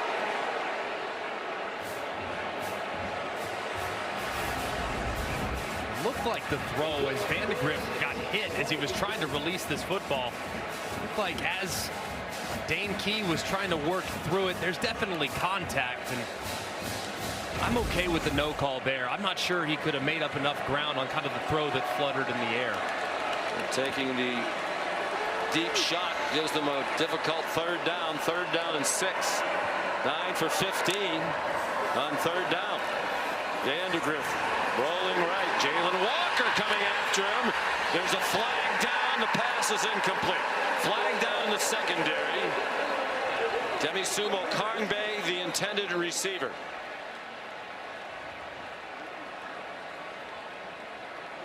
The back judge threw the flag. Chris Bukowski.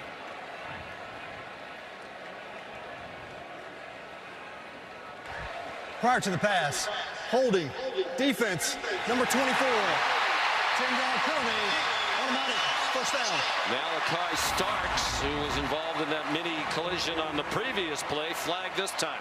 And you're going to see the receiver working against Malachi Starks. He's in man-to-man. He tries to cross-face right there, but Malachi Starks, his hand kind of grabs up around the shoulder pad and doesn't allow the receiver, Dane Key, to get out on his route. One of the best in the country in coverage as a safety, but that time, pretty good route, and he has to hold on for dear life, and the official calls it.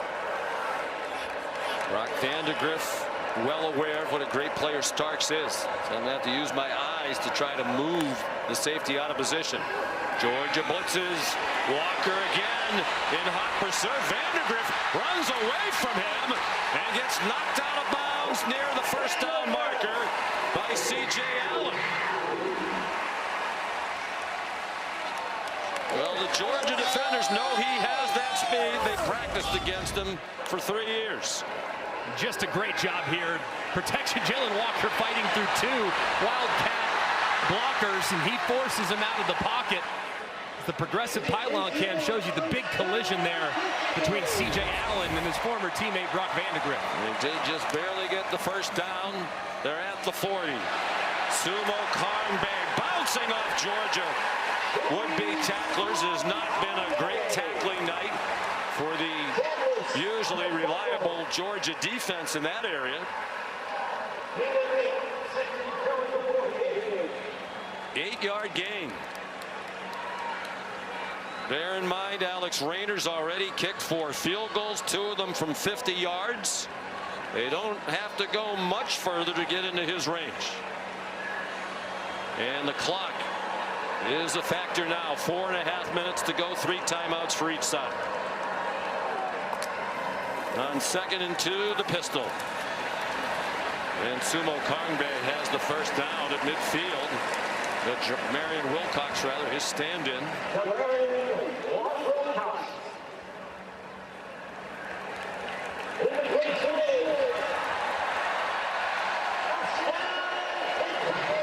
That's 101 yards rushing and very hard earned for Sumo-Karngbaye.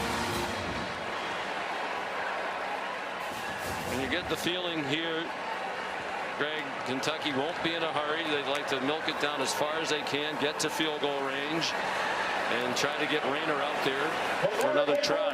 Jamarion Wilcox gets 3. It's rare, too, to see Georgia getting pushed back at this point of the ball game. They have so much depth defensively along their defensive line. They can go 6 deep and deep to tackle, no problem. Glenn Schumann, though, is without some key playmakers up front defensively. Warren Brinson's out. Jordan Hall is out. Michael Williams is out. So you got to wonder if that depth is being tested more tonight than it would be normally at 100%. Play fake on the jet sweep action. The pass batted down. Smile Munden, Nazir Stackhouse. Right in the face of their former teammate. Really well defended there by Georgia. Kentucky tried to go with a little play action sneak. The tight end up the seam. Instead, Stackhouse and Munden are there and tip the pass before Vandagriff can get it to his outlet in the flat. So 3rd and 8. They'd like to make it at least a manageable 4th down. Don't think they would go for 4th and 8 with all their timeouts and the 2-minute timeout. Vandagriff dumped as he threw it. Jalen Walker in his face again. The ball is out. There has not been a whistle. And now there is. Gabe Harris picked it up. There was a whistle. It was not audible to many. Jalen Walker just goes right around the left side of this offensive line. I mean, that's the speed rush that gave Kentucky so many fits last week against South Carolina. And Walker, one of the most explosive edge defenders in a pass rush situation in the SEC, delivers another big hit. That's got to be 4 or 5 hits that he's had against Brock Vandagriff. He's been after him with regularity here in the 4th quarter especially. So with 3:03 to go in all their timeouts and with 8 yards to go, Wilson Berry is on. There is a smattering of boos from the crowd. 4th punt for Berry. Anthony Evans back deep. There's a flag down. Flag on the play. And the whistle stops the play. Prior to the snap, false start, kicking team, number 44. 5-yard penalty, still 4th down. Please reset the game clock to 3:03.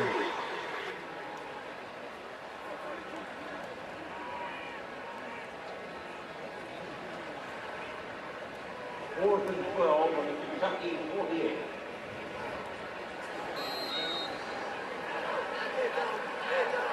So the line of scrimmage now, Kentucky's 48.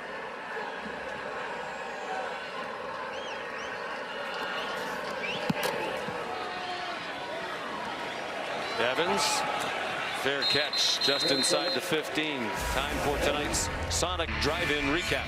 Really, these last couple drives for Georgia starting to figure it out along the offensive line, the running game, as they lean on Trevor Etienne, the transfer from Florida. Get it to him between the tackles. You get it to him out in the flat. See what he does with it. The guy's excellent with the ball in his hands after the catch. This time almost tight ropes the sideline before giving way to Robinson, who pays it off in the end zone to the game's only touchdown. This offensive line really struggling throughout most of the first 3 quarters. Has settled in here in the 4th quarter against an excellent Kentucky defensive line, and the offense has a lot of rhythm as a result. Better in the 2nd half, but it still adds up to just 202 total yards for number 1 Georgia. Nate Frazier stacked up. Mark Stoops will use his first timeout. The clock is still running, and several seconds ran off. Jordan Lovett up from the secondary. Please reset the game clock to 2:53. Next week, our primetime matchup on SEC Network is at 7:45, Georgia Southern and number 5 Ole Miss. Ole Miss 3-0. Defeated Wake Forest today 40-6. Download the ESPN app or go to ESPNplus.com/schedule to watch all the action. You know, if you're Georgia here, how do you play it? I just continue to lean on that run game. They've done a pretty good job running it between the tackles, but at this point, I might think to maybe get to the outside just a little bit more. I have really athletic running backs. And the defensive line of Kentucky, they know that they're going to try to run the football. They're going to be very, very stout between the tackles. You have a 350-pound defensive tackle who's an All-American, and Deion Walker. So maybe try something outside the tackles and see if you can use your athleticism to your advantage. Second and 9.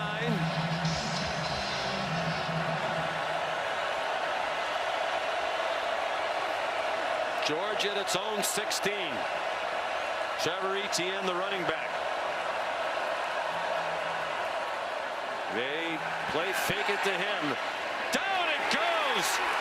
Dominic Lovett out of bounds with a big first down for Georgia, all the way to the 49. Great call by Mike Bobo and well executed for 36. And just a thing of beauty, Kentucky really selling out against the run. You see linebackers, you see safeties, all with eyes in the backfield. They get Lovett in the slot, slow developing play action, a little bit of misdirection in there as well. He breaks to the out, and that's how much trust Kirby Smart has in his starting quarterback to put the ball in his hands backed up, and you can run your way to victory. He lets him unleash. It's a big play. Huge play. 1 yard gain to the 50. Mark Stoops electing not to use the timeout. He's going to let it go down to the 2-minute stoppage.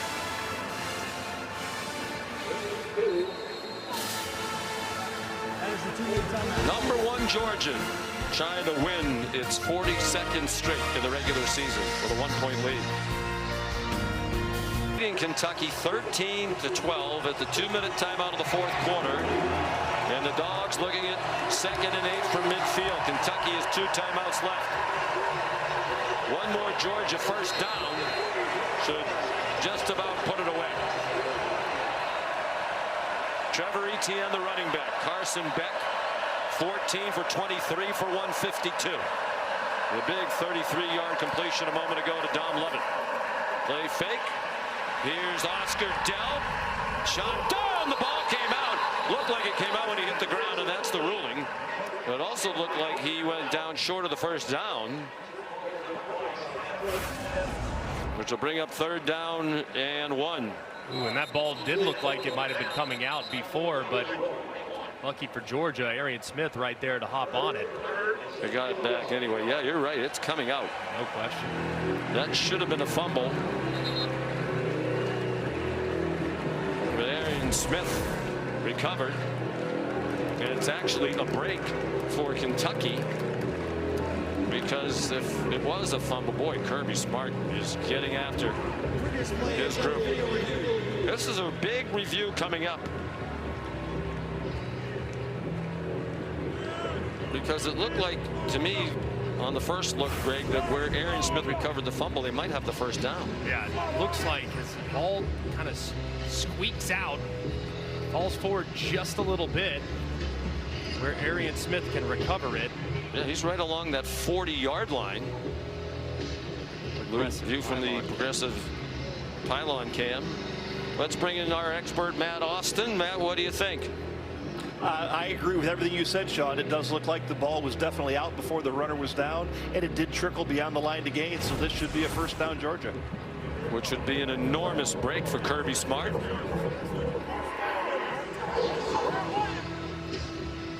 This would be in a real battle with one of his real close friends. Kirby Smart and Mark Stoops are buddies. Their wives are friendly. They generally sit next to each other at the SEC coaches meetings. They've been on apparel company trips, and they had a lot of laughs when they met on the field before the game. After video review, the football was fumbled, but it was recovered by the offense for a first down. First down, Georgia. Kentucky will retain their timeout that they called.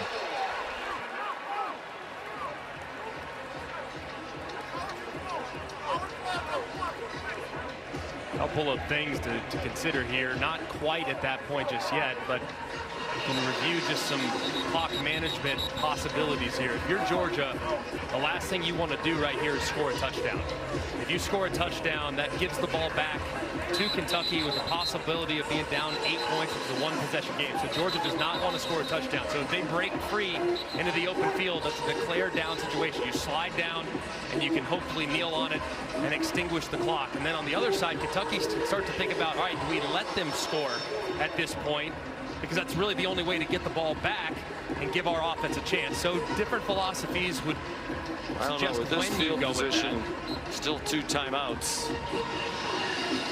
Yeah, I don't think you're quite there yet, but that could be a situation that arises here momentarily for both sides of the ball. Georgia has not turned the ball over this year. That was close a moment ago.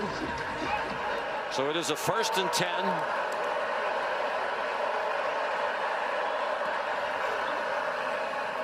ETN stopped after a short gain.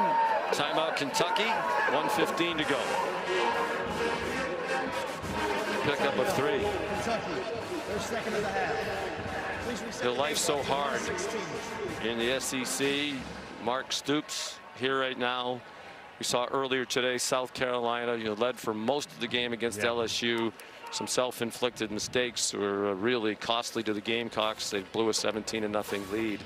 The margin is so fine when you're trying to pull off a big upset like this. It's so difficult to go on the road in this league. I mean, hostile environments, challenges with communication, momentum swings that are so emotional. It's so difficult to do, but when you look at it and you look at the opportunities when beating teams like LSU and beating teams like Alabama, Georgia, Texas, you have to in some ways be flawless, and you have to hope that they're just a touch off. Georgia was just a little bit off tonight, but Kentucky's also had a couple mistakes as well that could have been capitalized upon. Had they made those plays, the situation right now at the end of the game might look very different.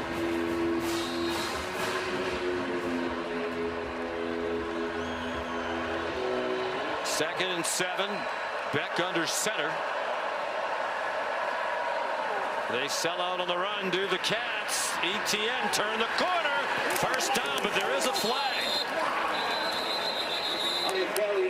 That would have been ball game over, and it will be if that play stands, as he had a first down inside the 30. Kentucky crowding the middle, and ETN had room outside. Illegal block in the back. Offense, number 11. 10-yard penalty from the spot of the foul. The game clock will start on the snap. Arian Smith right down the line of scrimmage. It does look like he does get the defender right in the back. Finishes through it. Good job there by the official wiping out the big game.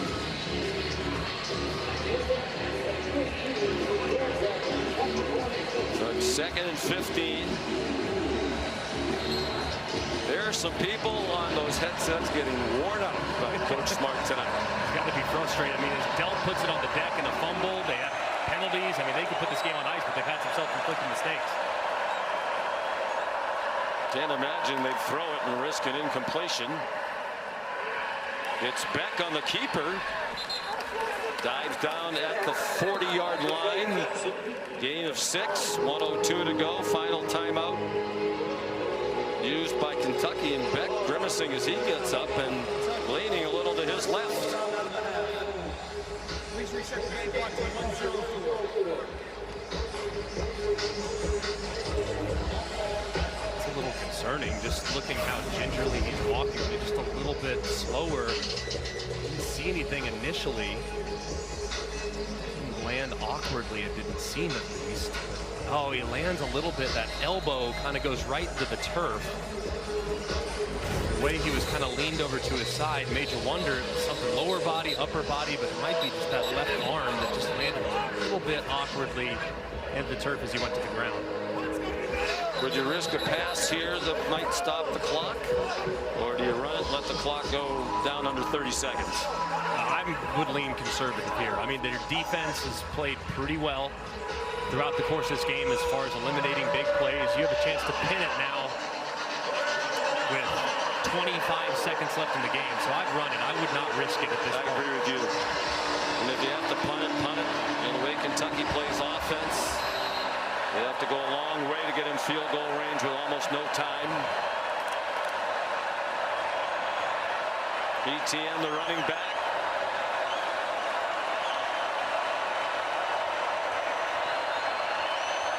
Beck communicating with everybody. The play clock down to 7. On the delay, ETN stacked up with 1 minute to go at the 35. Now the other option would be a long field goal try. I don't know if you want to risk that, even though Woodring is outstanding. It would be about a 52-yard kick. They're lining up quickly. They don't want to snap it quickly. They want to take that play clock all the way down. Maybe try to get them to jump off sides, perhaps, but I mean, there's no way they're going to snap it here. But Deion Walker and his mates just looking at that like, we're not going to fall for that. I guess I suppose it's worth a try. They let it go down, and they use the timeout. Timeout. Georgia. Their first of the half. 30 seconds remaining. So now what do you do? And if you punt,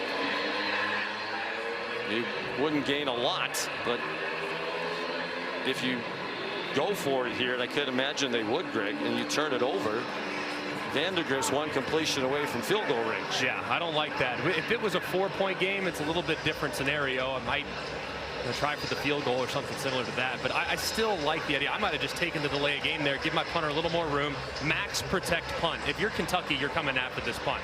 And the last thing you want, Sean, you know this better than most, better than all perhaps, outside of maybe Jim Harbaugh. You don't want, whoa, you don't want, he has trouble with the snap. You don't want Jalen Watts-Jackson here, all right?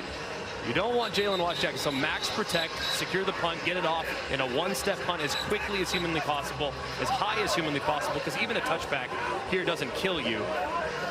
But in a perfect world, you just try to launch it as high as you can and take as much time off as humanly possible.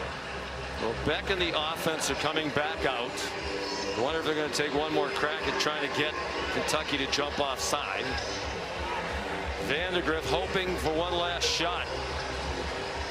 And pulling off what now would be just about a miracle against his former team. They're lining up as if they're going to go for it.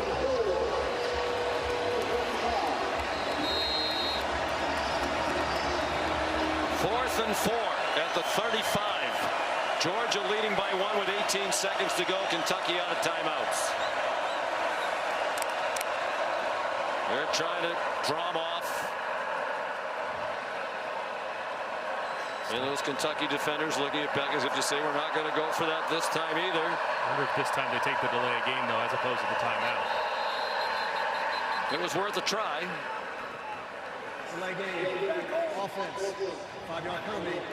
Still fourth down. Kentucky did jump offside in a critical 4th and short last week against South Carolina. So now Thorson is going to punt for the 6th time, a career high. Been a running joke within their program about how infrequently punts. 32 times last year, 36 2 years ago. Those are the 2 lowest punt totals in Georgia history, dating back to at least 1948. Not so funny tonight when you have to punt 6 times. Jamarion Macklin back at his own 9. He gets the punt off. No trouble with the snap. High wobbling punt, and were they able to keep it out of the end zone? I believe it's a touchback. And if so, you know, that whistle was a little slow in coming. You wonder if they would put a second or 2 back on the clock. Thorson in agony. Illegally touched over the end zone. By rule, ball replaced at 25. Excuse me, 20. Dominic Lovett, one of those 2 great gunners along with Arian Smith down there, but they couldn't stop it. So you have 9 seconds and no timeouts. You can work the middle of the field still, but it has to obviously be beyond the sticks. You're telling everybody right now, hey, any first down, immediate clock situation, which is spiking the ball, get up immediately. But the first thing you got to acknowledge here is your protection. Jalen Walker, number 11, has been a real problem throughout the course of this game. So that's what pass rushers, that's why they get paid millions upon millions of dollars. They end games. They are game wreckers, and they put the game on ice. So keep a close eye on the matchup. Whoever they end up lining Jalen Walker against, keep an eye on him, because he's a huge problem as this play will develop. They did put 1 second back on the clock. Could be meaningful.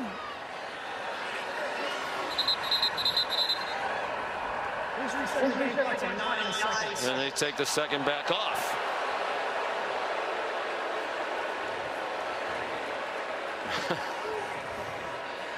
I don't know how that happened.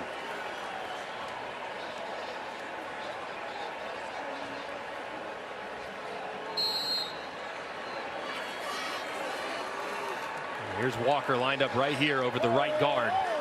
He's the guy to watch in this situation. Vandagriff steps into the pocket. Walker's right there.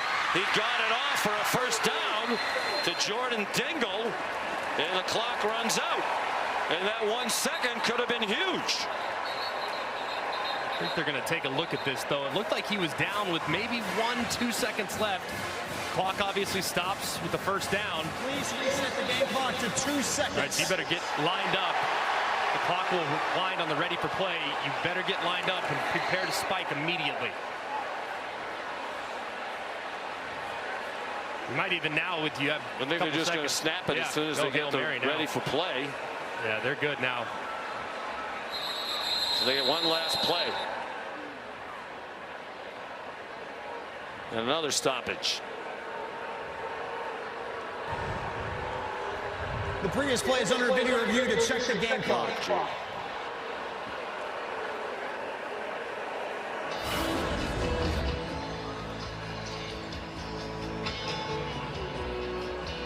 Steps up, Walker makes the play, and let's see exactly how much time was left.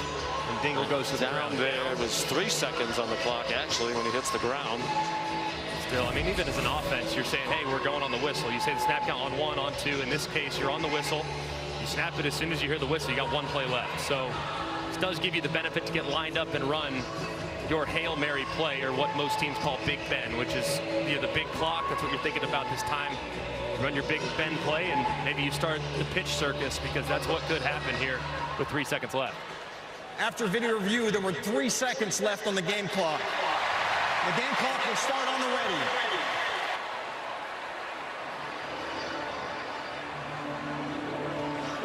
So they better get ready. He's telling them to spike it.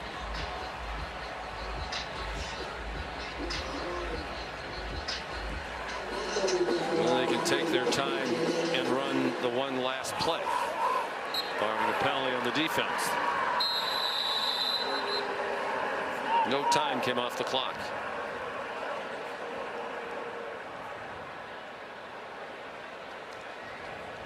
Please reset the game clock to 2 seconds. It did not run on that play.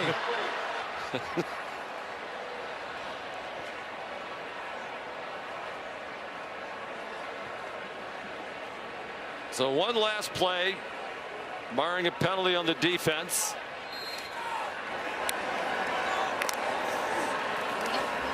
Vandagriff, they're going to try the laterals, but Malachi Starks is there on the tackle to drop Jordan Dingle, and it's game over. The Georgia Bulldogs have won 42 straight regular season games. Second longest streak of all time. They win their 28th in a row in conference play, moving out of a tie with some Alabama teams in the 70s, and Molly has Kirby. Coach, Kentucky and Brock Vandagriff had the ball with just seconds to spare. How much confidence and trust did you have in your defense in that situation?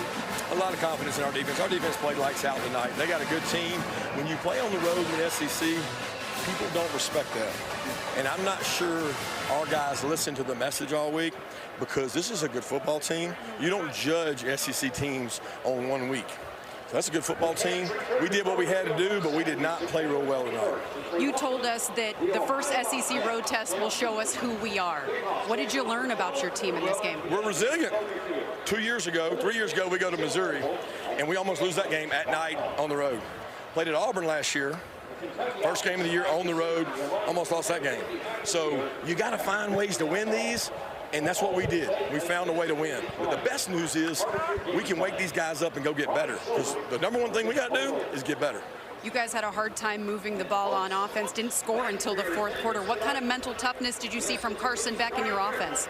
Well, it wasn't about Carson Beck tonight. It was about a lot of other things. It was a little bit about Kentucky playing really physical, doing a good job. They came after us and really aggressive. We got to have answers for that. But you know what? In the end, our offense did pretty good when they had to. And they got first downs, and they ate a lot of the clock. And I was really proud of them for that. All right, congrats on the win, Coach. Thank you. Thank you. Well, they have a week off to solve some of the issues that Kirby referenced. And then Alabama, prime time on ABC 2 weeks from tonight. They also have trips to Texas and to Ole Miss. And they extend all those streaks, 42 straight regular season wins, 28 in a row, as we said, in conference, 16 in a row in true road games, the longest active streak in the country, 15 wins in a row against Kentucky, their longest streak ever against any SEC foe. All that having been said, the pollsters go to cast their votes this week. Does Texas jump over them? There's probably going to be a strong overreaction to this. And Kirby Smart, no one will be happier if Texas jumps them than Kirby Smart. He doesn't care about being #1 or anything like that, but he will be able to say to his team, hey, guys, guess what? They're doubting you now. People think that you are not the best team in the country, and basically giving them the energy that they might need throughout the bye week to kind of galvanize that group off of somewhat of a lackluster offensive performance. Well, last year, Carson Beck in the 6th game of the year against Kentucky, that's really when he stepped onto the national stage with a career-high 389. Molly, a lot harder for Carson Beck tonight against a spirited Kentucky defense. Yeah, that's right, Carson. Kentucky didn't make it easy for you guys tonight. What did you learn about your team in this first road test? Yeah, I mean, the theme of the week was blow by blow, so how do you keep that motor rolling? How do you keep going the entire game and just try to chop down the tree? Watching the film, you go look at their game last week against South Carolina, you look at their defense, I mean, a tough defense. You look at their front seven, what they do, they're going to bring pressure, they're going to challenge you. That's what they did to us today, and I mean, they played a phenomenal game. I'm really proud of our guys, really proud of our defense for holding them out of the end zone, just field goals, and then us being able to get that one touchdown drive to eventually take the lead and then try to run the clock out at the end of the game. I know that you landed a little awkwardly there at the end of the game. I see you kind of working your shoulder. How are you feeling? What happened there? I'll be fine. You'll be fine? Yeah, I'll be fine. All right, well, luckily you have a bye, and then you can get ready for Alabama. Thank God we have a bye week. That's all I got to say. No, Kentucky's a physical game, and we knew that we were going to come into this, and it was going to be physical, so utmost respect for them, and we knew that this game was going to be like this. First road game, it's always going to be a hard test. You go back, I mean, we talked about it earlier in the week, that you go look at our first road games the past 2 years, it's kind of been like this, so we came in here expecting to be blow by blow and just try to get out of here with the win, so I'm really proud of the guys. Well, congrats on the win. Absolutely. Thank you so much. Guys. And when it was over, Kirby Smart, a big hug for Brock Vandagriff. He said, yes, I love that young man. He's the kind of guy you'd want your daughter to marry. He was gutty. His team a little bit overmatched in the final analysis from a talent standpoint. Final score, Georgia 13, Kentucky 12.